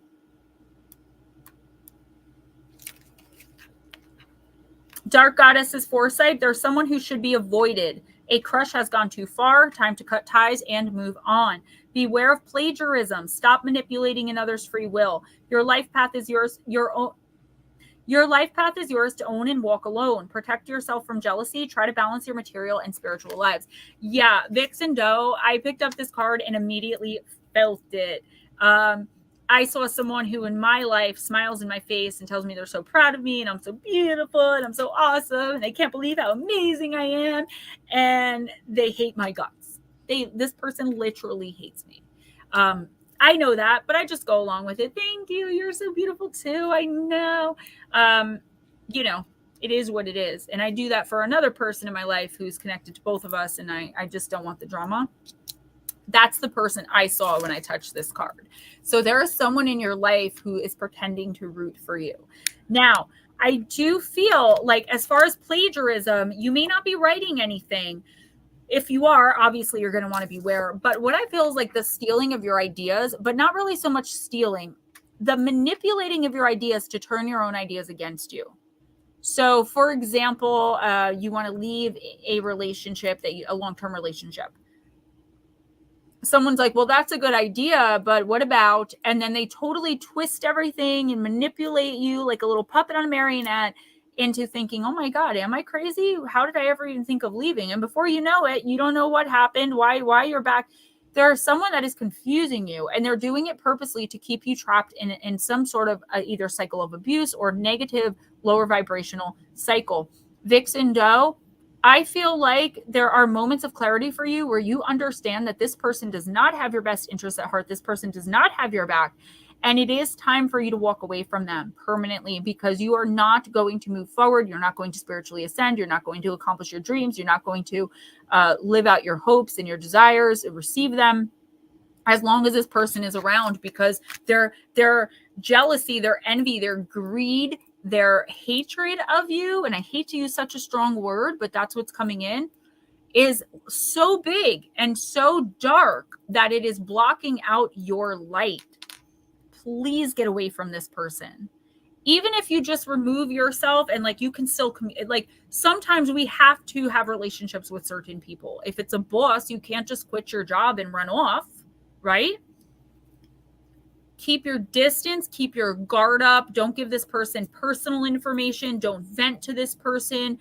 Don't let that mask of control slip in front of them, because they are going to take it and run with it and manipulate you and use it against you. They are blocking your spiritual growth, and they're blocking your physical move forward as well.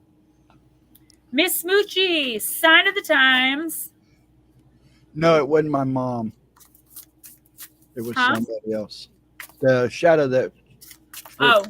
It wasn't my mom. I thought it was. I did not feel mom off that. No, it was my lady in the light. She was showing herself for somebody, but she wasn't looking. Yeah, I didn't see it. I did. Know, but she showed herself like I couldn't believe she did it. Everybody saw it except me, because I'm always reading or, you know. Oh, it's all right. You can go back and see it. She freaked me out because I am going to go back and check it. And I also want to go back. I wish I had timestamps when I heard that ha ha ha. Yeah, I'm going to go back and listen to that too. Because I was also going ha ha ha too in my mic real soft. That might be what I heard. Yeah, I was doing it real soft. I just don't think I don't know though, because it was right in my ear. It was right there. There was like a dual ha ha ha. So and I feel like copying me. I feel like if it was you, though, even the people who heard it would have recognized it as you. No, I'm going to go back and listen to it. It was definitely here. I wrote down the timestamp, so. Oh, did you? Yes, I think I did. I just said I wish I could remember when it is. I'll have to double check it before I give it to you, though. All right, Smoochie, card number 15, Labyrinth, card of journey. Yes, Vixen Doe, please do. And just use your intuition. I feel like you're at a point now, spiritually especially, where you know who's for you and who's against you. And you don't have to confront every single person who's against you. Like I said, I just go with it with this person. I do that to keep peace, again, because it's someone that I'm blood related to, and another blood relation wants us to get along. So that's what I do. But at the end of the day, I know this person hates me. So I just keep my distance. I love them from a distance and I pray for them, and it is what it is. What was Bat Mom's card? I got it timestamped for you, Bat Mom. So Bat just Mom, you had Mulan yes, I have her time stamped, but just look for this card. This was you, Bat Mom. Okay, Smoochie, you are on your own path. And the labyrinth represents the simple fact that this journey will take you in many different directions. Unlike in a maze, in a labyrinth, there are no dead ends or wrong ways. You will not always understand the route you are on, but you can either choose to be confused and scared or see it as an opportunity to learn lessons and discover strengths. This sign encourages you to embrace where you are on your journey and resist comparing yourself to anyone else. Listen to your intuition and use that as guidance to face any challenges. Keep moving forward. The gift of the journey is not the destination itself. It is the experiences and lessons learned along the way that have shaped you into the person who is prepared to reach that destination. Like stumbling upon a labyrinth in a park or seeing one incorporated in a logo, the sign is an invitation to embrace the unpredictability of your own spiritual journey and the growth that comes along with it. Additional meanings: a pivotal moment in your spiritual journey, Saturn return, major life changes in career and or relationships, embracing self-discovery. So yeah, Smoochie, this is about, and I think that you, but amazing. I feel like this is about you just accepting who you are. And kind of, I feel like there are people that could be questioning maybe some new beliefs you have or some new thing that you're doing or some new idea. And it's time to just put them in their place and be like, listen, it doesn't affect you. It's my prerogative. You know what I'm saying? This is the universe telling you, like, don't worry who doesn't understand it, right? Don't worry about alienating those you love, because if they were really loved ones, they will eventually come around. Even if they don't agree with everything you say, everything you think, feel, and do, they love you enough that they can agree to disagree. And I feel like that is the part of your journey you're on right now. Learning who's for you and who's just background noise, right? You are definitely on your charted path right now. I feel like you've taken a lot of detours, but this is, again, and it said it right in the meaning, additional meanings. It's this amazing amplification of your gifts, your abilities, of your spirituality.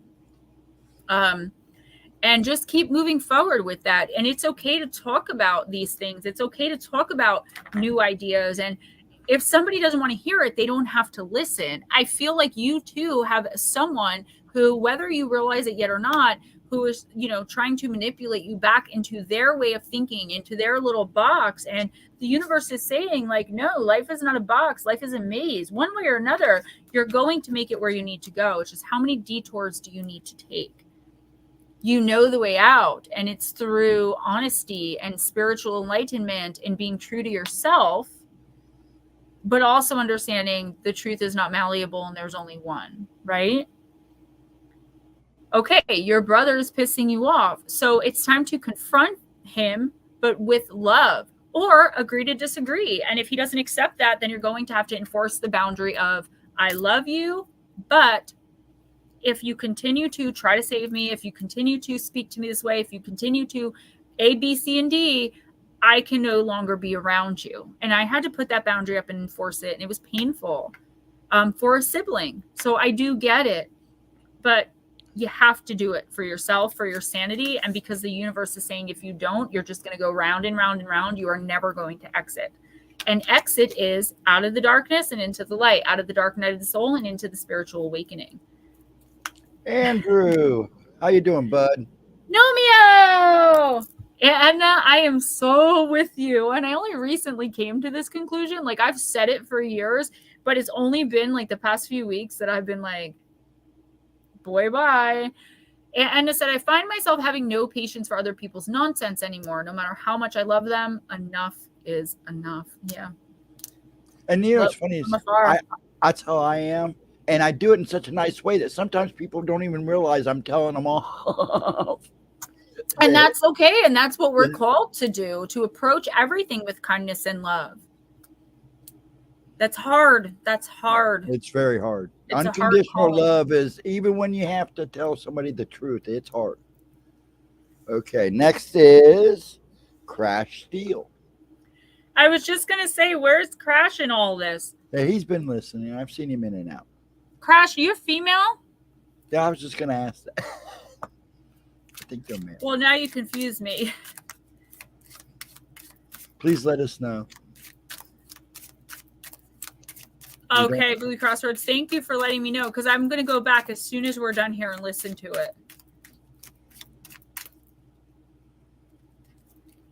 Oh my God, I did 18 goodie bags today. Oh, it is a lady. I am sorry. Yeah, I thought you. so. And I'm like, trust me on this channel, and I don't mean to be mean, and I'm not making a political statement. It's never about misgendering. I just try to connect with the energy of the person. So I'm not going to use the Lantern Oracle, which is obviously a very feminine deck for someone who represent their energy as masculine. So that's the only reason I ask. Have a good night, baby UFO. Baby UFO, you should have let us know, and I would have read for you. Yeah, he said pass tonight. Oh, okay. Go have a great night. Yes, he passed tonight. Be safe. I love it. Crash Steele says, my nickname comes from what I used to do to cars. I love it. I'm so sorry. I'm using Wild Woman. It sounds beast. We love it.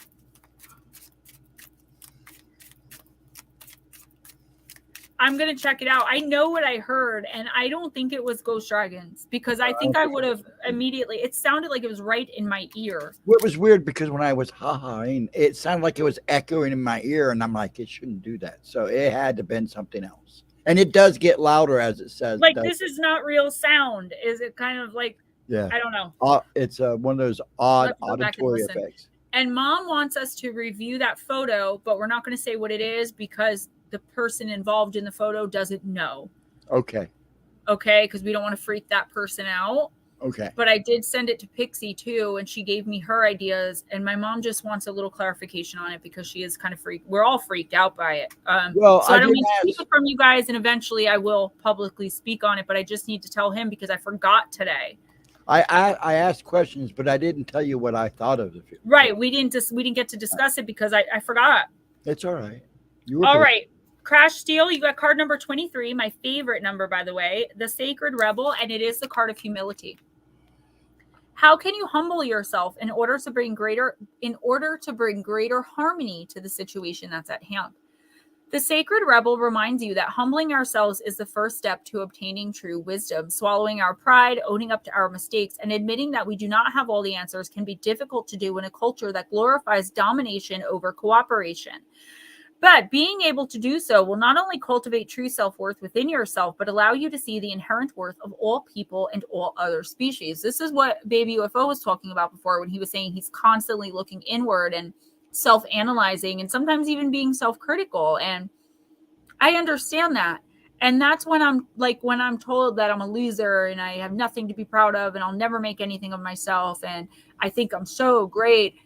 I have to look inside and think, is there something I'm actually doing that's representing myself this way? Or is this person just projecting their own narcissistic BS onto me?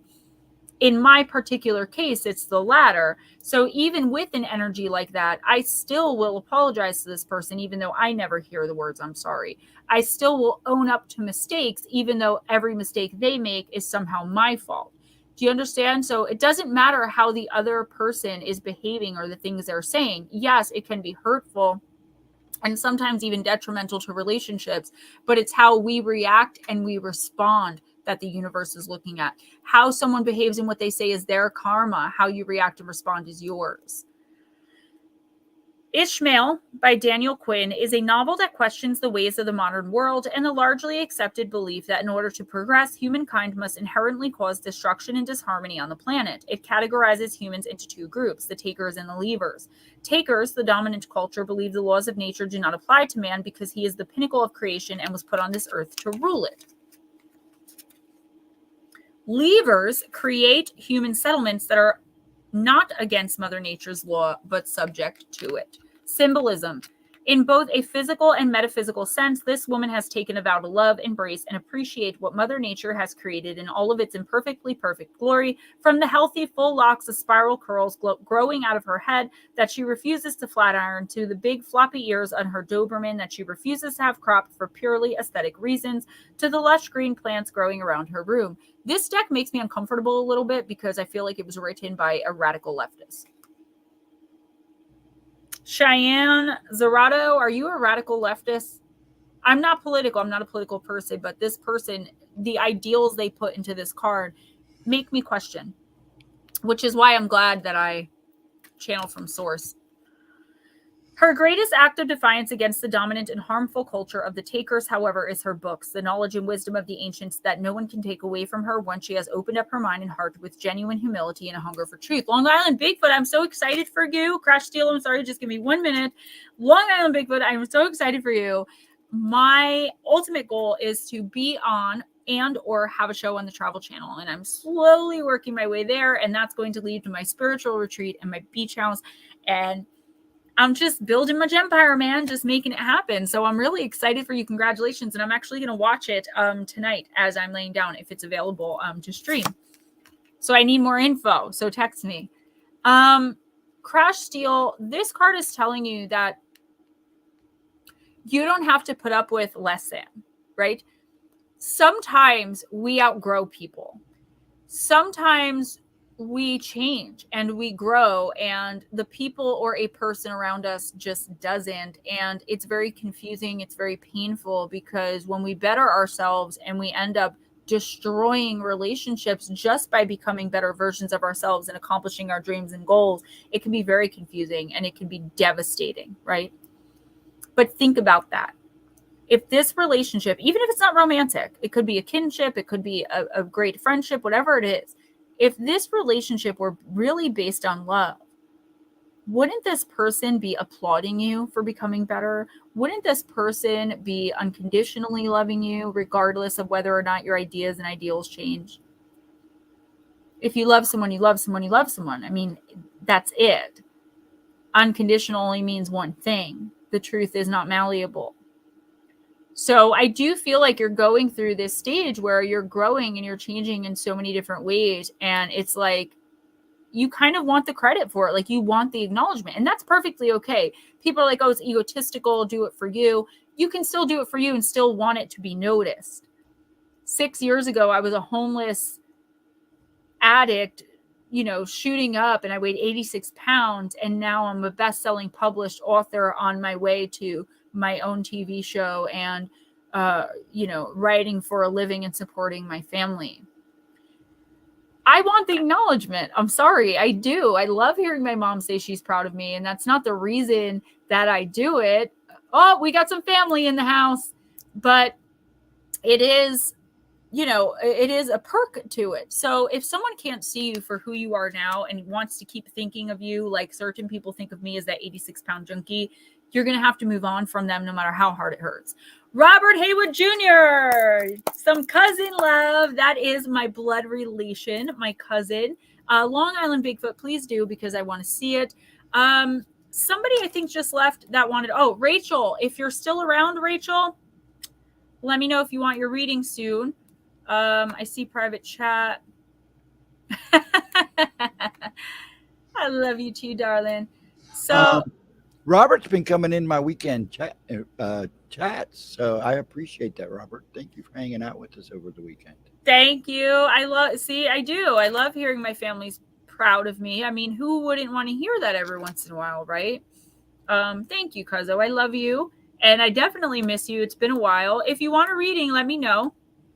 If he's coming into your chats, yeah, that's that is my mom's brother's son. So We Cool. actually basically grew up together. His mom would babysit me, and I spent so much time at his house. We would play the regular Nintendo, and there was this one game. It was Super something something, and the guy was like down in these little tunnels. Oh, I loved that game. I loved Super that. Mario.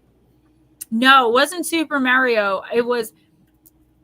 I'll figure it out. It was Okay. this teeny tiny little guy, and he had to jump. It was like a Mario type thing, but it looked nothing like it. It was like in black and white. It was crazy. Yeah, crash steal, absolutely. I deal with that pretty much every day. You guys keep me sane, and my son keeps me focused and motivated. Crash steal said it gets frustrating when whatever you do, something you're excited about, a certain person just poos on it. It totally kills the happy. The object is not to let it. And that is so hard because it kind of sometimes, I'll be honest with you, what I think is, how effing dare you? How dare you not acknowledge, you know, everything I've changed? And like in my situation, like I changed all this stuff for this person.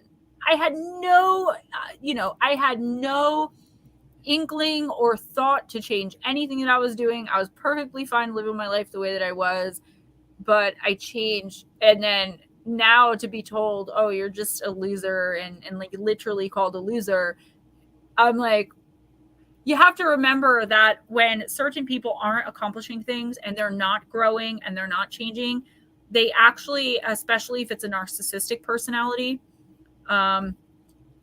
you like, they project that onto you. They project their shame and everything onto you.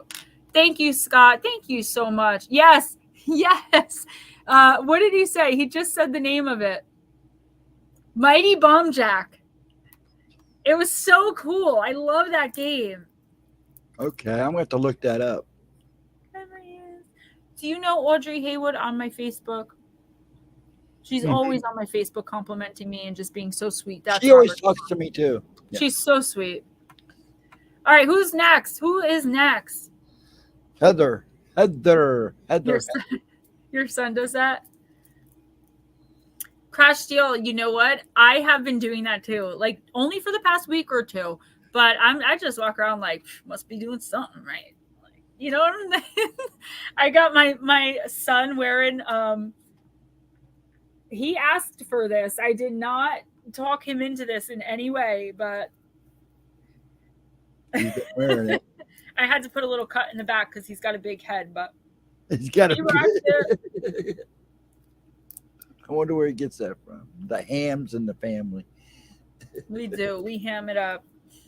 All right, Miss Heather, let's see what is in store for you with the Della to Wait. And Robert, it's so weird calling you Robert.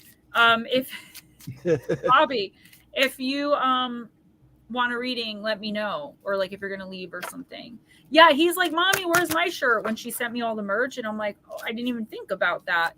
And I offered his dad one, and he didn't even like respond. So I sent one to Ghostdragonzw, and I sent one to Blue Crossroads because I knew that they would wear it and represent me. The point for me isn't the money, because like I don't make a lot. Arisha doesn't make a lot. She barely charges anything to cover the cost, and then I just put a couple dollars on top of it. That's how everything is $40, and it says free shipping, but shipping's in the price. So $40, under $40 with shipping, because I want to see someone across the country wearing a shirt, either Gemma Jade or Ghostdragonzw, and just representing me. That to me is the ultimate. It means more to me than money. It means, for me, that means I made it at this phase in my life. Oh, it's funny because my pop was wearing your shirt the other day inside the stores. And this lady goes, that's a pretty lady. Some lady goes, that's a pretty lady on your shirt. And he goes, yeah, that's my girlfriend. I was going to say, it's his girlfriend. All right, Bobby, we got this. You're gonna be up soon. I do want to give you one. Yes, Blue Crossroads. When I first saw your icon today, my first thought was, oh my God, he took it down, because I can't see that well. I'm staring at this computer 18 hours a day, and it really is starting to affect my eyes. But if I wear my glasses on stream, you guys can see everything, and it looks ridiculous. So I don't wear them, and it hurts. It really hurts my eyes by the end of it. These are so dirty. I should be ashamed of myself. All right, Heather, let's do this. Ham pics. Yeah, if you saw my Facebook, I have like over 5,000 pictures. So I felt like so stupid. For the first time ever, a package I sent out got sent back because the person I sent to the post office, it might have been a thing at the post office. The box I sent to Dave Schrader got sent back, and it was so important to me that he receive it. And I messaged him to tell him, like, I'm sorry about your package. And he just said, okay, thanks.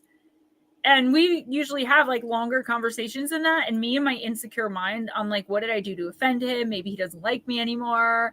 Like, who got to him? You know, I have like this paranoid thinking about that, but I'm sure that he's just busy, you know, like not everything's about me. And I have to remind myself that too.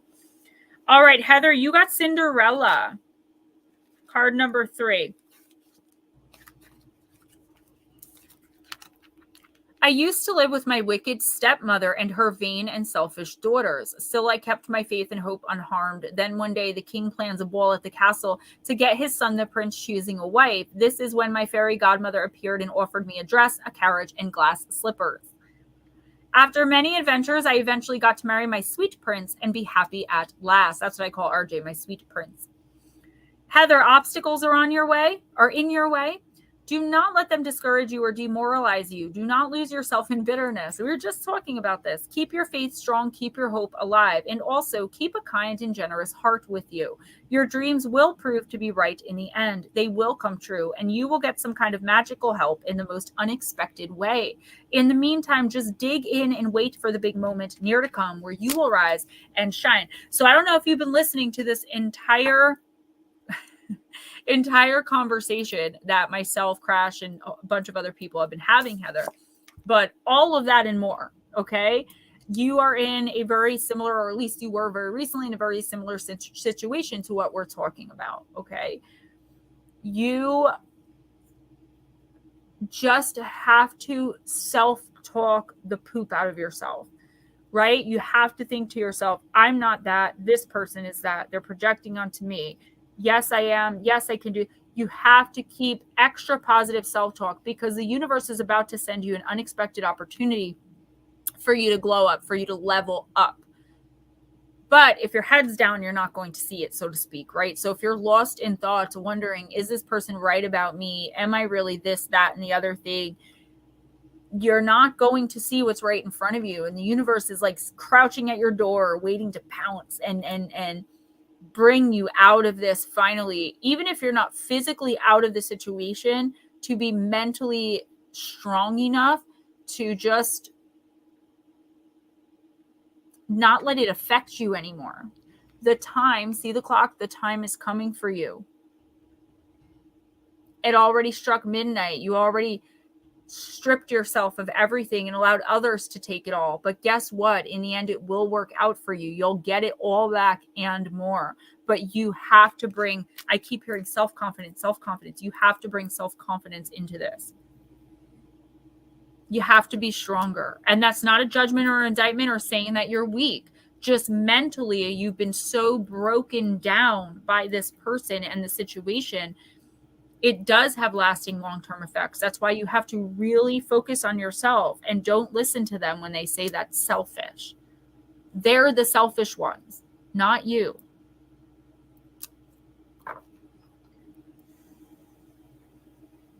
One second. There you go. You're very welcome, sweetie. I'm glad. Please do it. Do it for all of us who are suffering too. I do it for all of us who are suffering through the same thing. Strut, like Crash Steel said. Strut with every fiber of your being. With every lousy, heartbreaking word, with every put down. Hold your head a little bit higher because you must have something that this person is jealous of in order for them to even be focusing on that. It is, Heather, it really is. And if you look up narcissistic abuse, it is a real thing. It is one of the most traumatizing and long-term, long-lasting effects on your brain type of abuses where you actually can suffer PTSD from it look it up. I'm telling you, knowledge, I don't mean to sound corny, but knowledge really is power. And the more I study and learn about this disease of narcissism and how it affects me personally, the stronger I become, the more armed and aware I am. Don't share any personal information, very, very little. Even if you always have before, stop. Because while they're listening, they're thinking of how they can use all those things against you. Do not talk about your accomplishments, your achievements, your goals, or your dreams. Unfortunately, you can't do that because they will find every way they can to minimize them. Write things down so you have a record of what actually happened. They live in a false reality where they did not do the things they do so that they don't have to feel the shame of those things. If you write down factually, even if they won't admit to those facts, you still know, okay, I'm not losing my mind. I know they said this to me. It's right here. Don't tell them that's what you're doing because they'll find a way to try to sabotage that too. But do it for your own mental health and for your own awareness and your own sanity until you can find a way out. Hold your head up. Absolutely, Edna. Who's next? Hold on. I got to correct my... just stand steady, stand strong is what I was trying to say. Okay. Next is Pixie. Pixie. It's Pixie. I'm going to use the new one, the Compendium of Witches.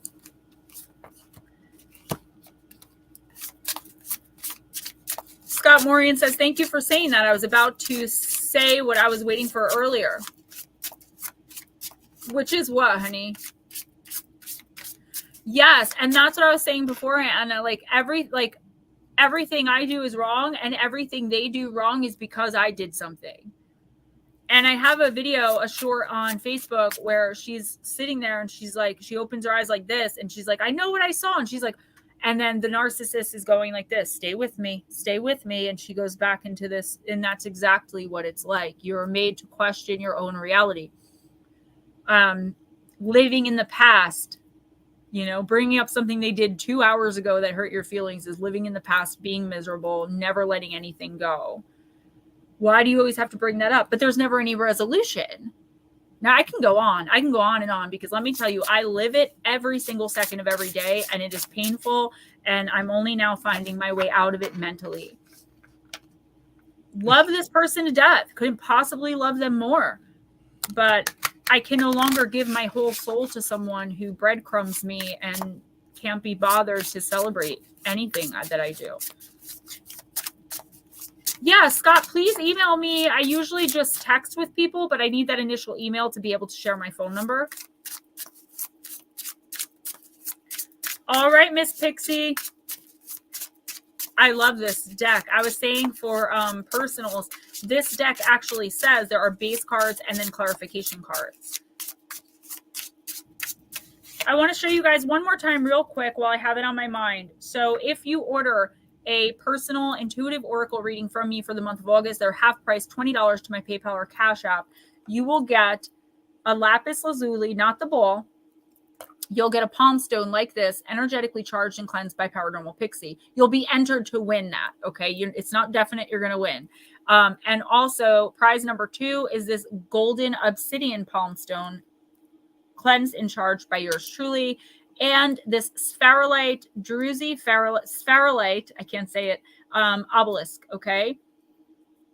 Also cleansed and charged by yours truly, just kind of as an incentive. And then I pick random numbers and you love who you think they are.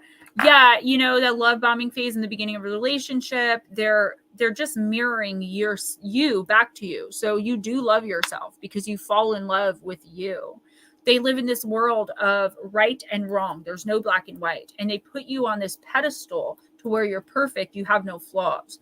And once you start showing flaws, like by calling them out on their bad behavior, talking about your feelings, that all of a sudden you're bad. And then they move on and they discard you very slowly over time. Or they'll do something that's called a reverse discard, where they will be so horrible to you and then be like, when you just can't take anymore and you're ready to leave, they'll either be like, oh, leave me like everyone else. Or they'll be like, just to be clear, you're leaving, right? This is your decision. Even though they've done nothing to keep guys, I can do video after video. I don't want to get lost in this right now, but it is not you. It is definitely them. And I'm not a person who says that often because I believe in joint responsibility and being accountable. But when you are dealing with an actual textbook diagnosed narcissist, even if it's a self-diagnosis from your own knowledge of how you're being treated, I've been studying them for months.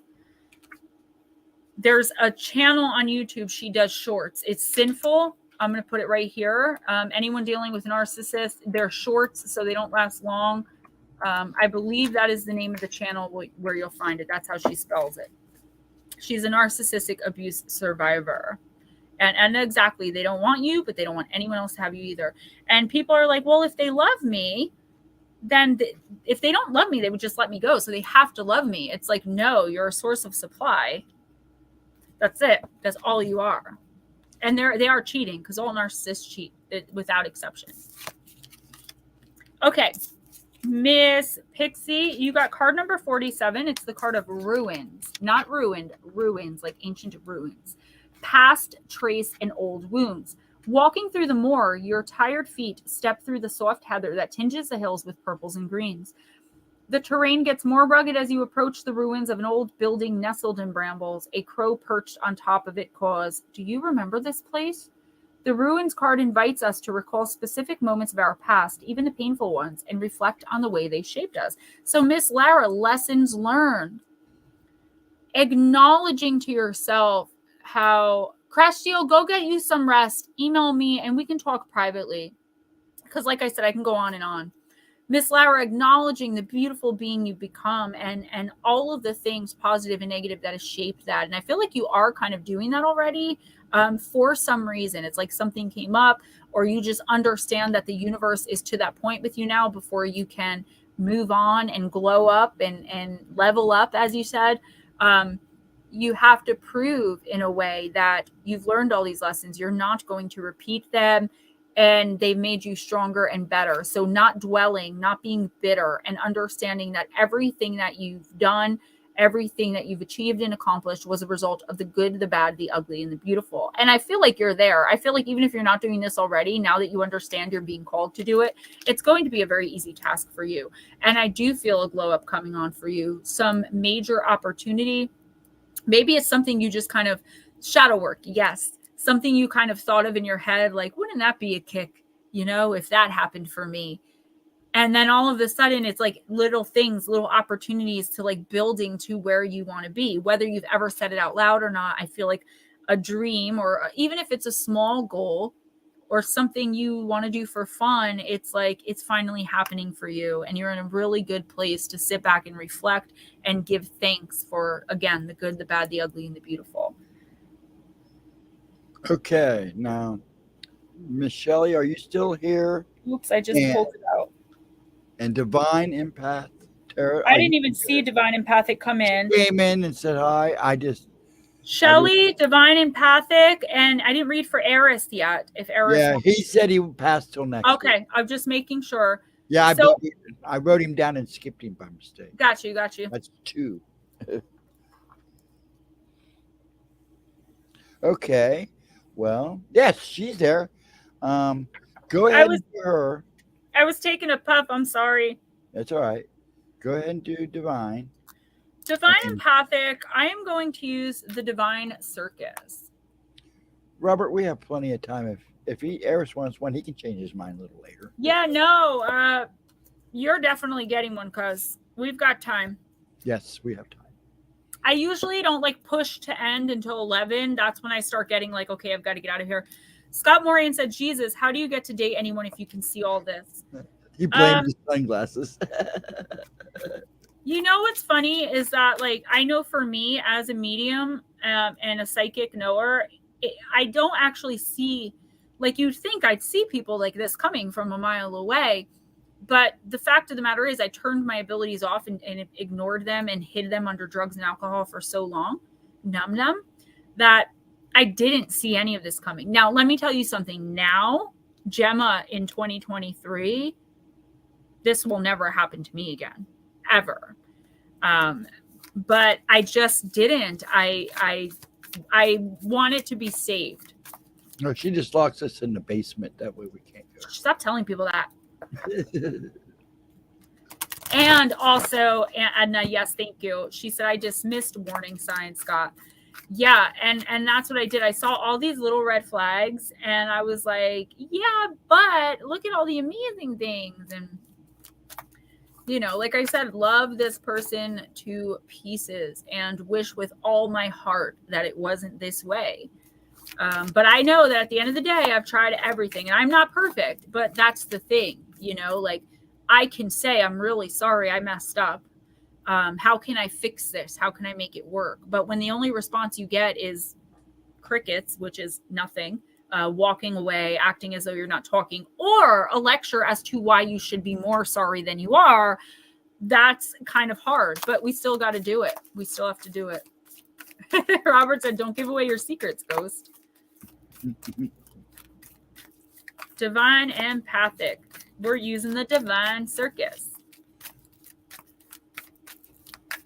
Yeah, I feel like I said it last night. I'm the loneliest person in the world in my life who isn't actually alone. Ooh, divine empathic, out of darkness.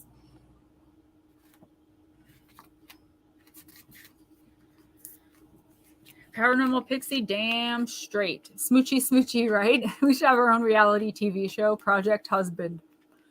All right, divine empathic. A seed of new life is growing. Perhaps you cannot see it or feel it because the seed begins its journey to new life in the darkness, hidden away from sight and away from light. This seed is destined to bring new life to a situation that might seem to be dying, a fresh perspective to a stale problem.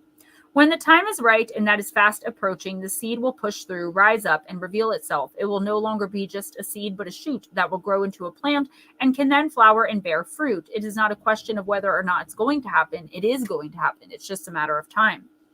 Whatever struggle or challenge is in your life or your heart right now, trust that it's going to work out. Not only that, but the very thing that seems to be darkest in your life, the most troublesome, is actually going to be what brings forth a beautiful gift of new life. In a strange way, it's actually trying to help you. It's assisting you in being ready to receive and experience new life, for something new to be born in you and in your life. This might be the realization of your own inner strength, your courage, the development of belief in yourself, confidence to trust your instincts, or some other gift yet to be understood. In time, you'll see that those gifts, developed in order to get through the darkness, helped you step out of the darkness and into a whole new life. Soon you'll see there was an opportunity and even a blessing hiding in the troubles of your past, just waiting for the right time to transform itself into light and life. This is literally what we've been talking about, honey. Understanding that everything that happened in your past happened for a reason, for you to be the amazing, wonderful, abundant, beautiful being you are right now. And as I say at the end of all of my videos, I believe in you. And I do. I believe anyone can change. Anyone can change if they really want to. Anyone can change their circumstances or situations, but it's a matter of having patience and self-reflection. The universe is basically patting you on the back, saying you did an amazing job. Whatever you've been working for, trying hard to accomplish. Now, it's not going to be like this huge thing. Like if you've been trying to manifest more money, you're not going to have $2 million in your bank account next week, but you may get a promotion, or you may get a raise, or you may, your business may take off, whatever it is that you're doing. There's something here that you've been working on, trying really hard, but you're getting discouraged, right? I'm feeling like really discouraged right now as I tap into your energy. And it's like, I don't know if I can do this anymore. It's taking up so much time. It's taking up so much effort. And for what? The universe saying, don't do that. Think of it as a learning lesson. All right, you're working really hard. Keep working, keep going, and understand that nothing happens overnight. Like anything worth doing is, right?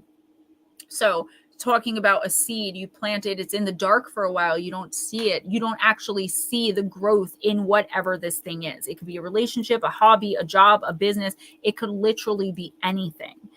You're just not seeing what's happening right now, but you are cultivating making whatever this is real and abundant and blessed. Just be patient, stay the course. Okay, you ready? And absolutely. I was the most nastiest narcissistic, disgusting person you'd ever want to meet in my addiction. And I don't mean physically. I just mean the way I behaved towards people.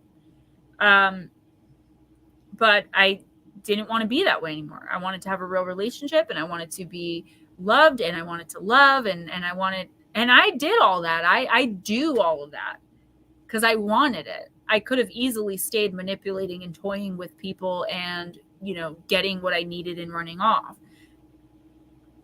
So Divine Empathic Tarot says, I've seen that face from the card in a dream showing me something through my life. Wow. That makes sense. Thanks, Gemma and Ghost Dragon. You are so welcome. That happens more than I think you would realize with these cards. It's just another backup to like, the message is real. Please pay attention, because something is happening, shifting, changing for the better, growing so abundant and becoming so blessed in your life. But if you give up now, you are never going to see it come to fruition. It's not like, this is not something that's going to come around again in your lifetime. This is once in a lifetime shot, whatever it may be. Yeah, and absolutely. I'm gonna make a bag of these with the bones, and instead of saying Scooby Snacks, I'm gonna say Fey Bones for dragons. I love it. Who's next? Andrew, did you pass? I don't know why I thought that. I'm probably tripping. Andrew, I'm going to use a sign of the times.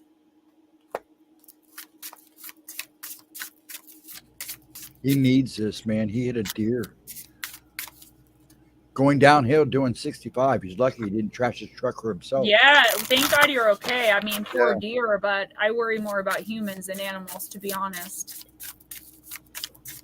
No earth in my chart, guys. You can't hold it against me. It's not me. It's my birth chart. I'm just not an animal lover. I'm not an animal hater. I'm just indifferent. Yeah, you love animals. You got me around. I need mythical creatures, not animals. Who said it? I'm right here. I'm not mythical if I'm sitting right here. My unicorns. Oh, I don't do unicorns. Smoochie, absolutely. And that's another thing. Like, I owe so much of this to that person. Do you know what I'm saying? But at the end of the day, I live my life. Okay. Wow. Another card, 23, my favoriteest number. You got the moon. It is the card of emotions. You could also be dealing with a Pisces and or a Cancer. And there are some secrets here. Yes, Miss Paranormal Pixie, love you so much. I will do the thumbnail either tonight or tomorrow. And you're beautiful. And thank you so much for helping me out so much on this channel. I really do appreciate it. You definitely help me fill that spot and bring in viewers, and you help the chat so much. So it's been such a positive experience having you on here hosting, and I just want to thank you. So love you. Rest well. And I shall see you tomorrow night. All right, Mr. Andrew. Although the moon is most visible at night, it can often be spotted in the daytime sky. The same can be said about emotions, which can be hidden yet also faintly present or clearly defined at unexpected or inopportune moments. This card encourages you to feel your feelings and express your emotions. Emotions are sometimes mistaken for weaknesses, but they are an essential part of being human. And there is strength in allowing yourself to experience them fully, from happiness to sadness, enthusiasm to rage. No matter what the emotion, you are entitled to feel how you feel. And if and when you feel comfortable, open up to a friend or someone whom you trust. Emotions are meant to flow as they come and go. Holding on to things can create burdens and even lead to physical ailments. Releasing this energy prevents them from becoming stagnant and stored, which can affect your mood and cause unpredictable outbursts. Feel empowered to express yourself, which can improve your confidence and ability to communicate your feelings to others.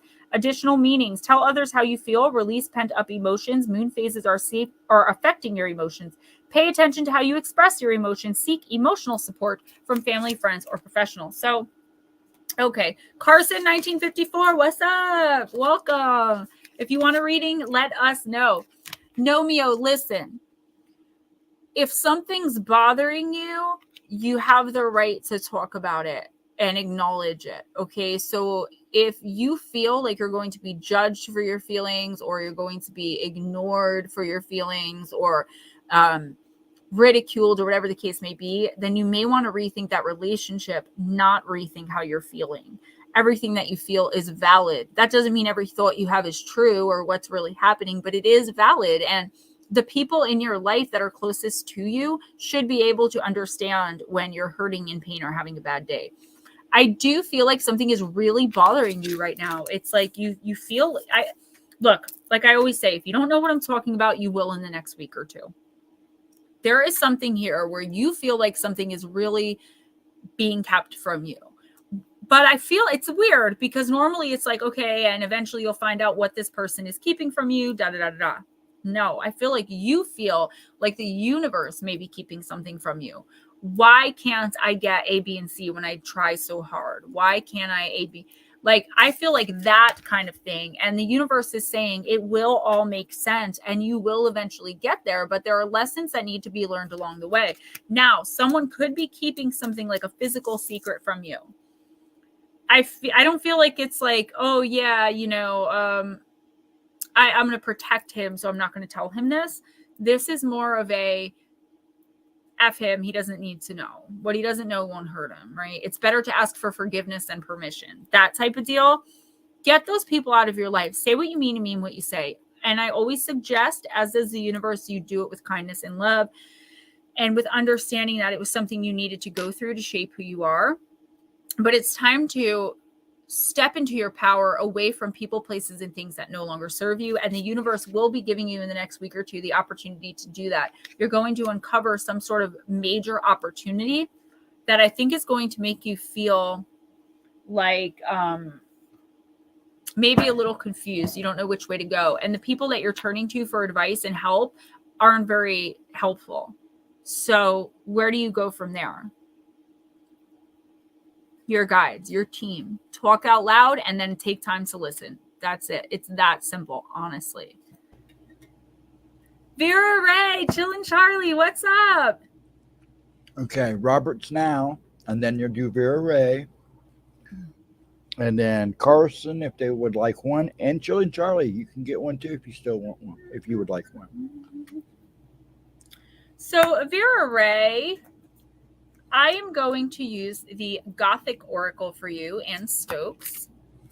I thought you were going to do Robert next. Oh my God, I'm sorry. I forgot my own cousin. Yes, he's going to come and get you. A horrible human being. All right, Bobby, I'm going to use the Deep, Dark, and Dangerous. Sorry, cuzzo. I got rear-ended, and his insurance said that the cost is more than the car is worth. So I got, oh, that's BS. That is, oh my God. That is BS. Sounds like something I just went through. Oh my God, forget it. I'm angry for you, literally. Oh, and I'm really worried about Pop, because when he unleashes on these people, it's not going to be pretty. Carson, of course. I'm going to read for my cousin Robert. I'm going to read for Vera Ray, and then it's going to be you. But I'll announce you before I pull the card, so don't worry. All right, Robert. Deep, Dark, and Dangerous. Let's do it. Ooh, Hel, Hel. She's one of my favorite deities. I believe she's a Greek one. I don't know, dude. And she's the card of acceptance. She's a deep card and card number 6. Okay, Miss Aunt Edna, I see you. I see you, baby. Shaking that derriere. Did you guys ever see that episode of American Dad? Which, by the way, Blue Crossroads, you remind me of American Dad. Just saying. Good morning, USA. I got a feeling that it's gonna be a wonderful day. The sun in the clouds has a smile on its face, and it's signing a salute to the American race. I love that show. Okay, I'm done. I hope we don't get copyrighted. That was awful good. Robert, things can never stay the same. Change must be accepted. Be flexible. Keep walking through difficult circumstances and do not stop and get stuck. Acceptance allows you to move on faster. Surrender what is no longer yours. In the Norse afterlife, there were a number of places you might go when you died. Oh, this is why I thought of hell, this particular deity. This is the Jormungand's sister, Loki's daughter, which is crazy because I pulled the Jormungand from my mom, and now my cousin, another blood relation, is getting the Jormungand's sister. Crazy.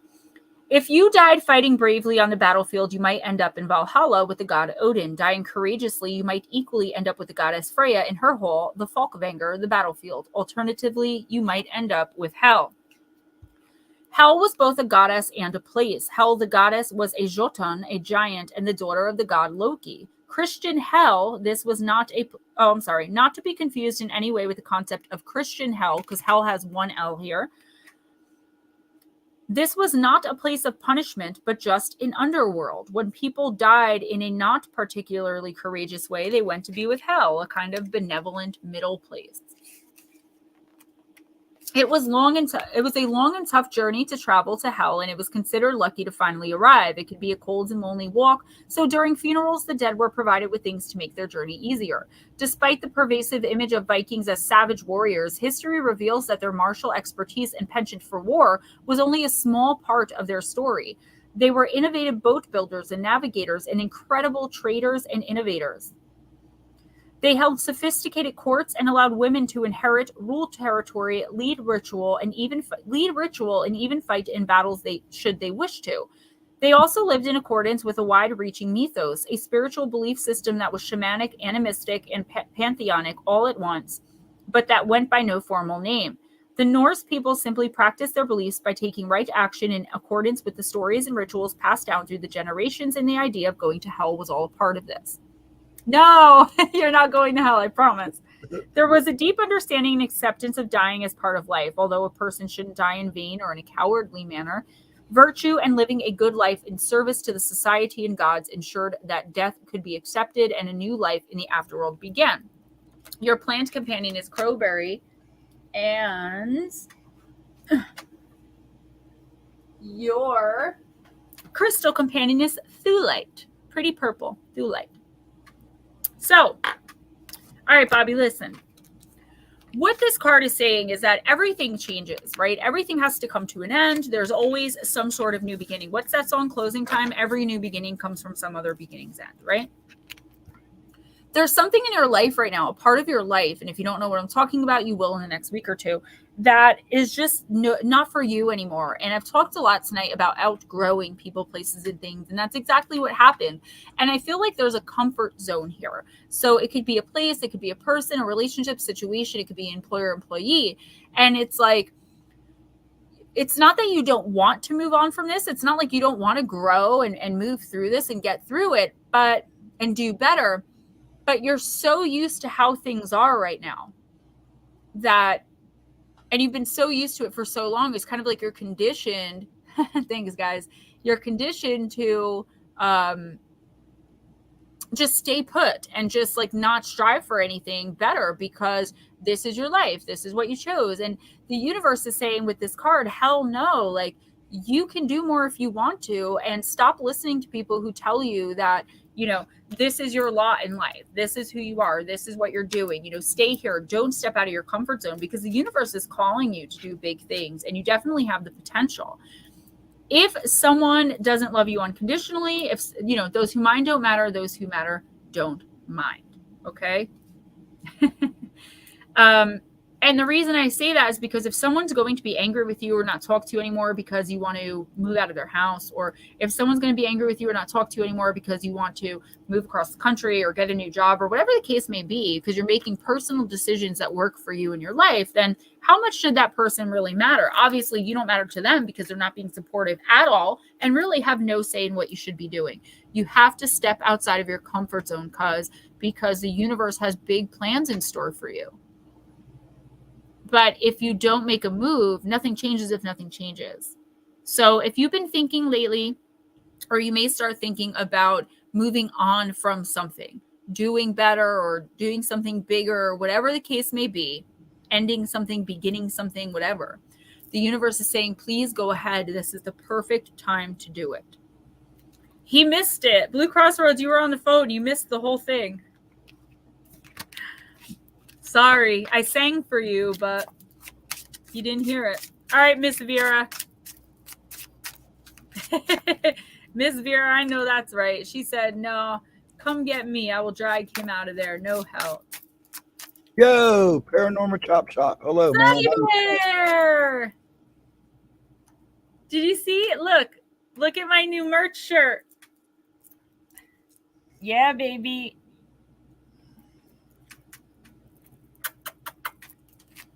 All right, Miss Vera, let's do it. Dealing with a lot of depression, so the person telling me things is me. And yeah, and it's like, if you really start thinking outside of the box, though, like, you know how I got out of addiction, like mentally? Everything that I thought, I did the opposite. Everything I wanted to do, I did the exact opposite, and I hated every minute of it. But here I am, right? And depression is very real, and it's not something that should ever be dismissed or taken lightly. But I just feel like there's so much in store for you that you're not seeing because you have negative self-talk. Start telling yourself better things, you know, that you're amazing, you're incredible, you're beautiful, you're a spiritual being in a human experience. You can do anything you want. Abundance and blessing are your birthright, your destiny. Because if you can't tell yourself that, I'll tell you it every day. I do tell people that every day. I mean, watch my videos, right? At least once a week, I'm saying it because it's true. What's up, Sunny Bear? I hope you're good, man. Hope you're doing good. Yeah. All right. Yeah. So Miss Vera, you got a card. It says Beyond the Veil. But the first thing I saw was Carpe Diem. So it says Carpe Diem. And these have no numbers. They're in alphabetical order. So let's see.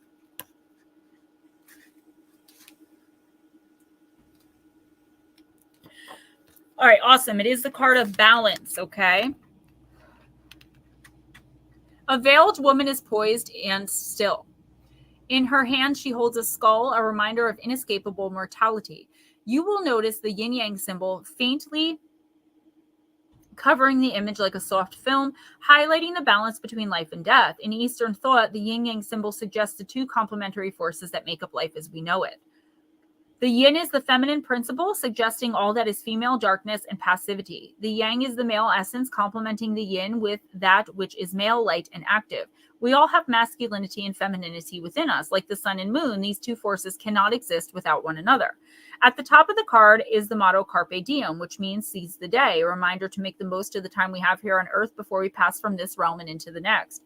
We can embrace this outlook while living a balanced life, experiencing work and play, joy and sacrifice, excitement and calm in even measure. If you have drawn this card, it might be that you're feeling the effects of imbalance in your life. If you're socializing too much or perhaps working too hard, you may need to realign your priorities to strike a healthy and sustainable balance. What's up, Deirdre? No, you're not too late. You're just in time. You'll probably be my last one for the night, though. Tomorrow's RJ's birthday. Doing big things. He'll be 5 already. So, okay, Vera, yeah, this is definitely a card of balance. You may be seeking it, or your soul is desperately seeking it and trying to draw your attention to it. You're doing way too much for other people. I definitely will. I will watch it. You're doing too much, Vera, for others, and you're putting yourself out there too much. And I feel like I said to Robert, this is something conditional. Like, you've always just done this. It's just what you do. Like, people come to you for help, you help them, and we move on. But the time has come for Vera to live Vera's life for Vera. That doesn't mean not helping others. That doesn't mean being unkind or cold-hearted. But it means not stretching yourself so thin that there's nothing left at the end of the day for you except to lay in bed and hope for a better tomorrow. It's not that you have a terrible life or you hate anyone or anything like that. It's just you're not striking the right balance within yourself and in your light. The universe wants to open your eyes to the fact that self-care isn't selfish. Please, the next time someone asks you for something, if you feel like saying no, say no. You can do it with kindness and grace, and I know that you will. And if someone doesn't like that, question, like I've said many times tonight, like I always say, question why that person's in your life in the first place if they can't handle that you're too tired or just don't feel like helping them, doing something for them. You don't have to be all things to all people, but you do have to be everything to yourself. Otherwise, there's nothing to give. Melissa, you're not too late. Nope. Scott, damn Skippy, self-care is not selfish, but it is 10:30, so I'll try to move along a little faster here. Okay, Carson's next. Carson, you still here? Yes, they are, I believe. Are you still here? Please let us know.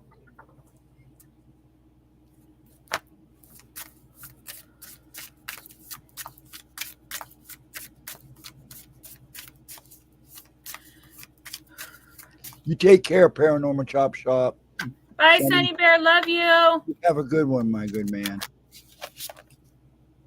Yes, Melissa, you'll be last. I was going to do Deirdre last, but you're a gemstone. All right, Carson, I'm using the signs of the times. And thank you again for coming in. We always welcome newcomers. Definitely appreciate you.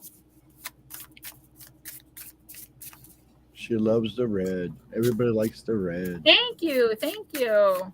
I have to put my sunglasses back on now. I think I wore the gray the other day. They're just clip-ins, which is amazing because I just clip them to my ponytail and they're like $5 on Temu. I'm a cheapskate when it comes to myself. Meanwhile, I bought my almost 5-year-old a mini drone. You got him a PS4. He's got a brand new. Well, I don't want to say it because he may be listening. Anytime, Sunny Bear. Take care. All right. Card number 40 for Carson. You got bullseye. The card of focus. There is a goal in your line of sight and complete focus is required to hit the target dead on. Maybe you're preparing for an upcoming test or getting close to achieving a personal or professional goal. In any case, self-discipline, planning, and time management are necessary for success. This is the time, Carson, for you to have to buckle down. If there is an element of competition, careful preparation is required to achieve the desired result. You may also be in a situation where you have your eyes on a potential friend or romantic partner or someone has you in their sights. Balance is key in all things, so be cautious of becoming overly focused to the point of overthinking, obsession, or distraction. And this is, something we could all learn from. This can cause you to miss your mark and lead to frustration as a result of not meeting your goal. But if you miss, take a breath and try again. With all of that hard work, you can do this. Additional meanings, minimize distractions, increased attention or interest in you. Your goal is near. So there's a few things here, Carson, that I'm seeing. Number one, is that you are definitely looking to achieve something or succeed in something. Now, this could be a small personal goal, like, I don't know, something silly like weight loss. To me, that's silly. I don't mean to offend anyone. I'm just trying to come up with random examples. Or, you could be looking to get a promotion at work or, again, looking for the love of your life. Whatever the case may be, the universe is saying, stop overthinking it. Like, you are enough. You've prepared enough. You are ready. The thing is, you have to be willing and you have to open yourself up to the universe and let them hand this to you. You have to make space in your life for whatever this is. I feel like you could definitely use like putting up boundaries with certain people. I feel like there are very low boundaries right now in your life. Not for any fault of your own. It's not a judgment or an indictment, and it never is. Yes, disposable nails.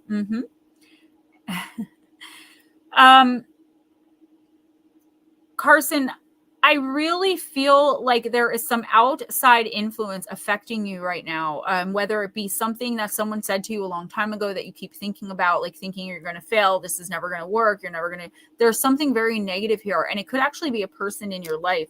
The fact of the matter is you are well prepared to achieve whatever this goal is. If it's, upgrading a hobby, I don't know what it is because I don't know you.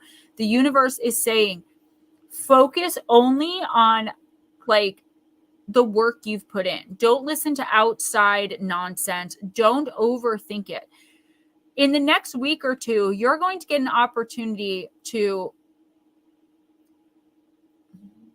get everything that you've ever wanted in a certain situation. For example, again, a promotion at work, whatever this is that you've been trying so hard to achieve, it's coming your way. But if I said this to someone before, and it's so true in your situation too, if you're looking down and thinking and overthinking, you're not going to see it. It's going to pass you right by. I also feel like someone either wants to see you fail, or someone else is like going for the same promotion in this, situation. Just for an example of it being a job. Keep your eyes on the prize. Again, you have to drown out all of this negativity, all of this outside force, even if it's coming from inside of you, and start positive self-talking, telling yourself, like, you know this, you know that you can do this. So are you afraid of failure, or are you afraid of success? And that's what you have to think about. Thanks for the link. Jive Creations, Gemma Jade merch. Here's the new design. All right, who's next?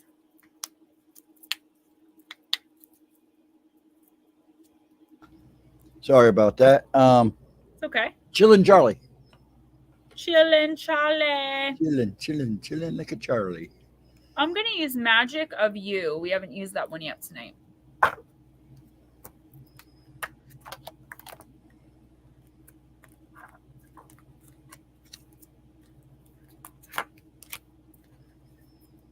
These claws will not pick up these cards.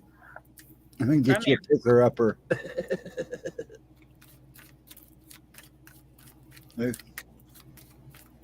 Oh, my buddy's home. You're almost done. Mm-hmm. 2 more after chilling. Okay.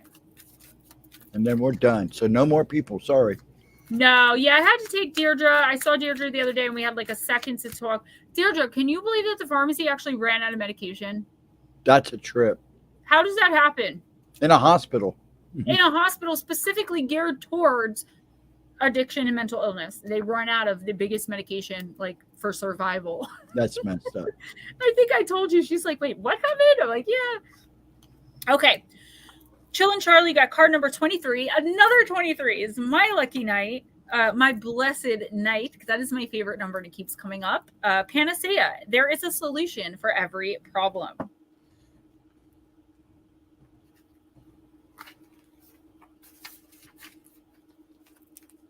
When a situation, person, or thing appears to tie you down and hold you back, at the same time, there is blessing of an opportunity. For a solution, and rebirth of the situation, the maiden on this card floats along, her feet not even touching the ground. This image conveys that the day-to-day events in the grand scheme of her life are not holding her down or back. The rope and rock on one foot might slow her down, but the snake, an ancient symbol of the goddess, on the other is simultaneously rebirthing her. When Panacea appears, allow a situation to transform and rebirth. In fact, expect it to. Why don't you just reach down and untie the knot yourself? It's loose. Why are you slow to relinquish the sense of being weighed down? Why are you holding back your own magnificence, Charlie? When we feel circumstances are limiting us, we should consider that maybe we are fearful of change, of being all that we can be. This is exactly what I was saying to Carson. This card also represents the proven limitations of the patriarchal system and mindset, and how the goddess is surely rising as the snake-clad foot floats higher. I'm not a feminist, okay? Rise above petty squabbles and situations that would see the divine feminine suppressed. Honor the divine feminine in your life. The indigo blue flowers speak of eternal wisdom, the wisdom a child is born with and then forgets. Simplify things. Remember you were born knowing. Let your life grow. It's time to let go of your fears and explore the next adventure. Self-imposed imprisonment, Charlie. Holding yourself back. There is literally nothing in your way right now. And that's not to say you don't have problems and there aren't challenges and things you need to get through and deal with, but the universe is there with you every step of the way, giving you opportunities to do all of this so you can succeed and be everything that you want to be the greatest version of yourself. But I feel like you've been so conditioned to not believe in yourself, to believe that you can't do these things, that's just how it is for you. It's like, well, this is my life, you know, it sucks. Sometimes it's good.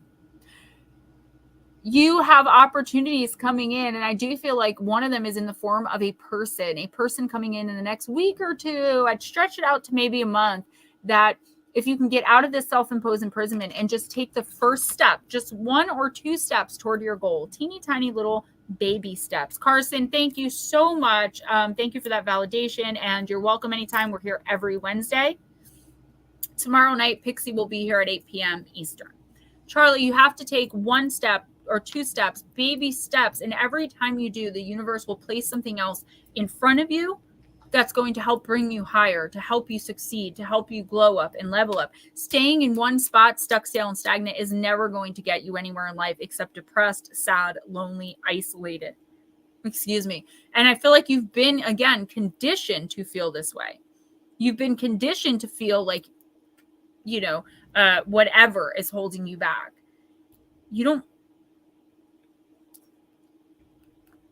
Don't allow it to win. Whatever this is inside of you that keeps telling you can't do it, you're not going to succeed. Again, do the opposite. Everything you think is wrong, do the opposite and make it right. Everything you think is right now is wrong. Everything's backwards. Work with yourself, sort through the feelings, and take the first steps. Take a chance, take a leap of faith. The universe will absolutely catch you. That doesn't mean it's going to be easy, but it will be worthwhile in the long run. No more stuck, stale, stagnant. Can't do it anymore. You have to separate yourself from this negativity, this negative place that you're in, this negative space you're taking up, and these negative people around you, including your own negativity inside of your head. Who's next? When she gets like that, she gets real bright. I have to put the shades on.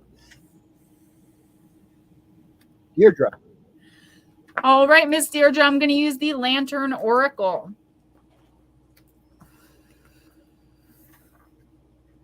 I have to slide it off the table because my nails. You're very welcome, Charlie.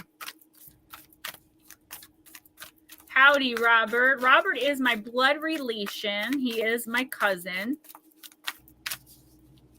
He was my buddy growing up. He was like the brother I didn't have. He's a little younger than me. But his mom, my aunt, would babysit me and my sister. So we were there all the time. I'm very excited to see you. All right. Miss Deirdre, then Miss Bacon, and then we're done. Wow. All right. I guess that's your card. I mean, yeah. You got the card of the Lantern, card number 44. Consciousness is light. Let's see.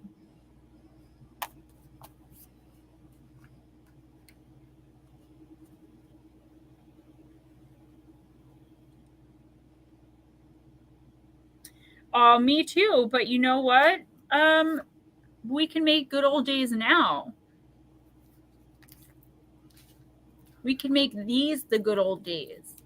We're adults now. We're not so limited.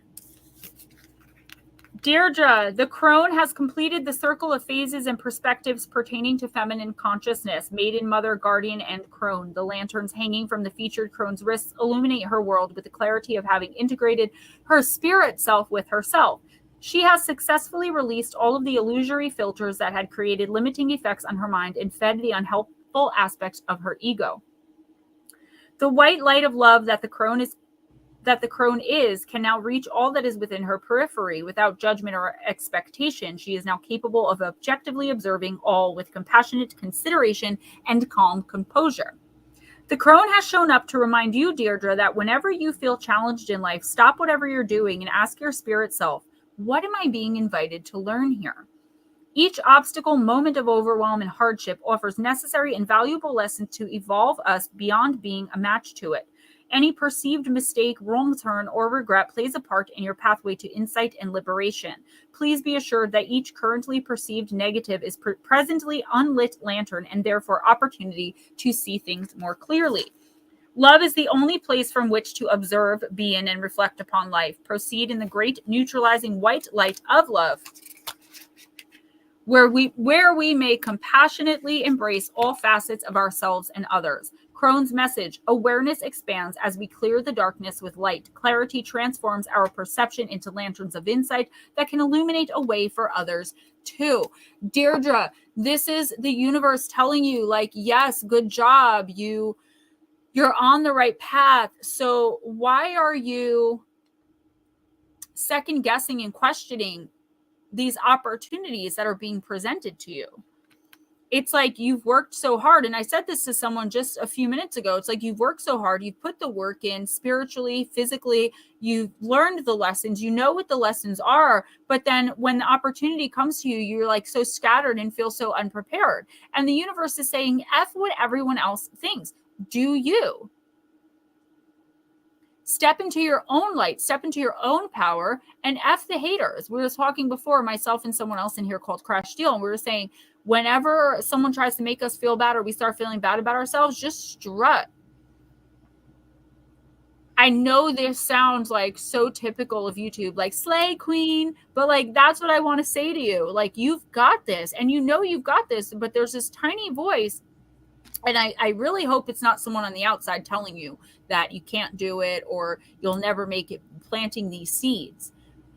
If that's the case, get away from them and get away from them now. But I don't think you would allow that after everything you've been through. If you wouldn't allow that from someone else to tell you, you can't do this, that's stupid, or hold you back or demand things of you or disrespect you, why are you doing it to yourself?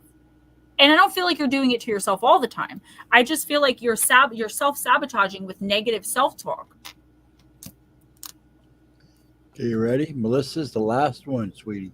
Oh, yeah, I'm so tired. Okay.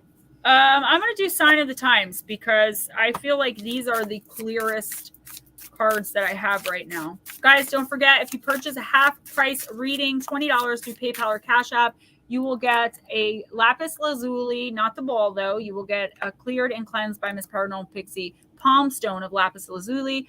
You could also win, you're entered to win these things, it's not definite, a golden obsidian palm stone, energetically cleared and cleansed by me, or a spherulite druzy obelisk, also cleansed and cleared by me.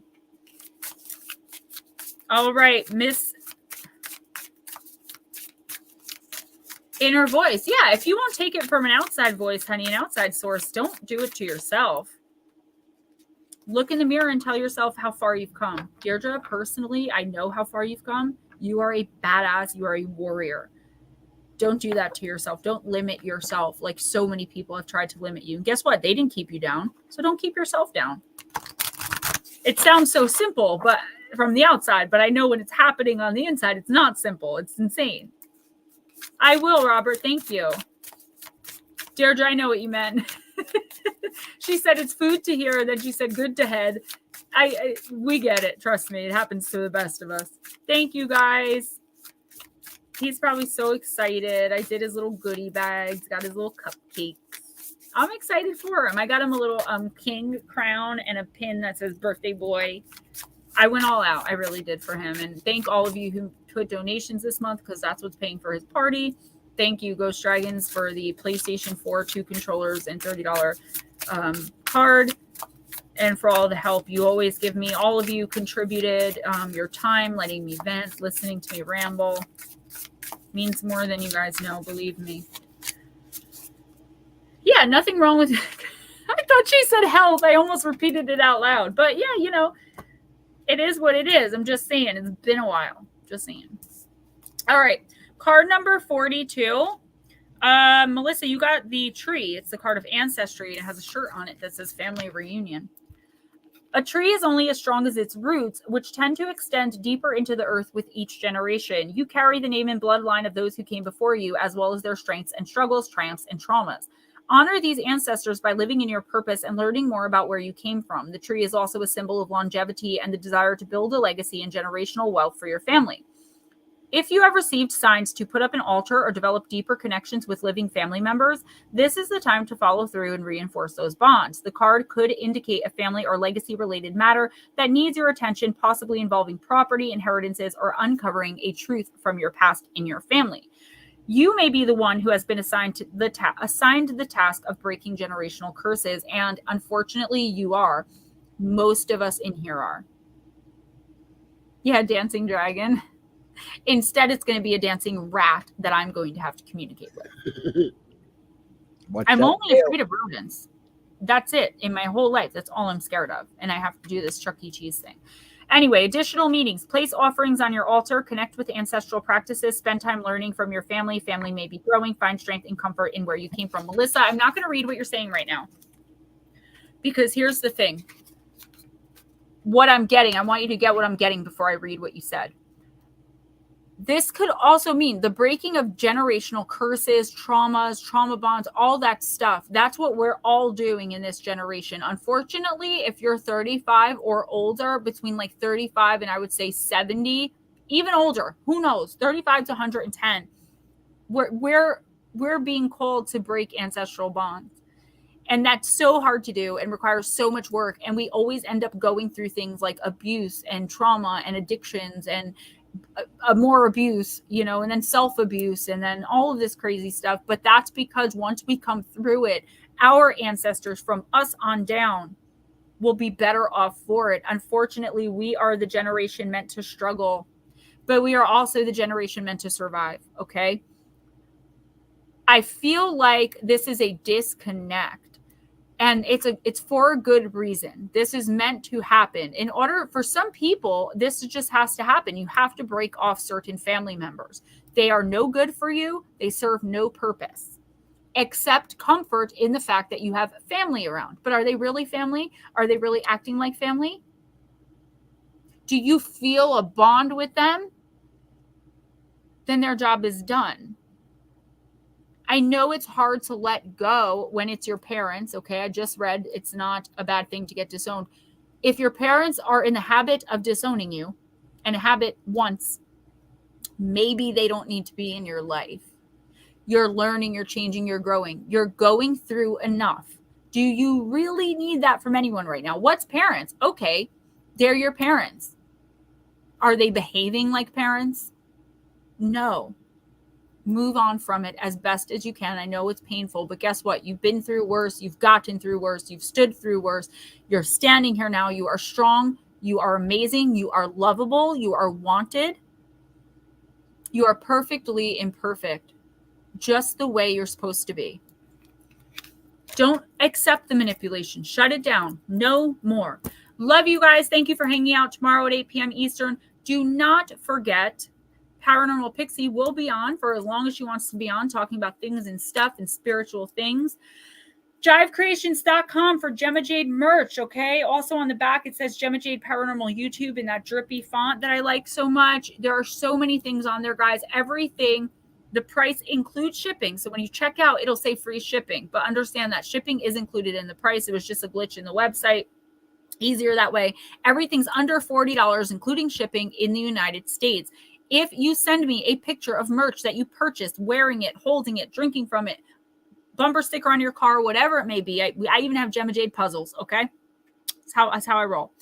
I will send the first 15 people to do that, either a crystal. I'll give you a few free readings. I'm doing something special for y'all. Don't forget $20 to my PayPal or Cash App, and you will receive either a lapis lazuli palm stone, a golden obsidian palm stone, or a Druidite sphalerite obelisk, cleansed and cleared by either myself or Miss Paranormal Pixie. Guys, go and check out www.jivecreations.com. Links for the Kindles and paperbacks of the books in the description box if you want autographed copies or anything else. Email me, GemmaJadeParanormal@gmail.com. Gemma, out. And then I wish I could just turn it off, but I can't. I have to go to end broadcast.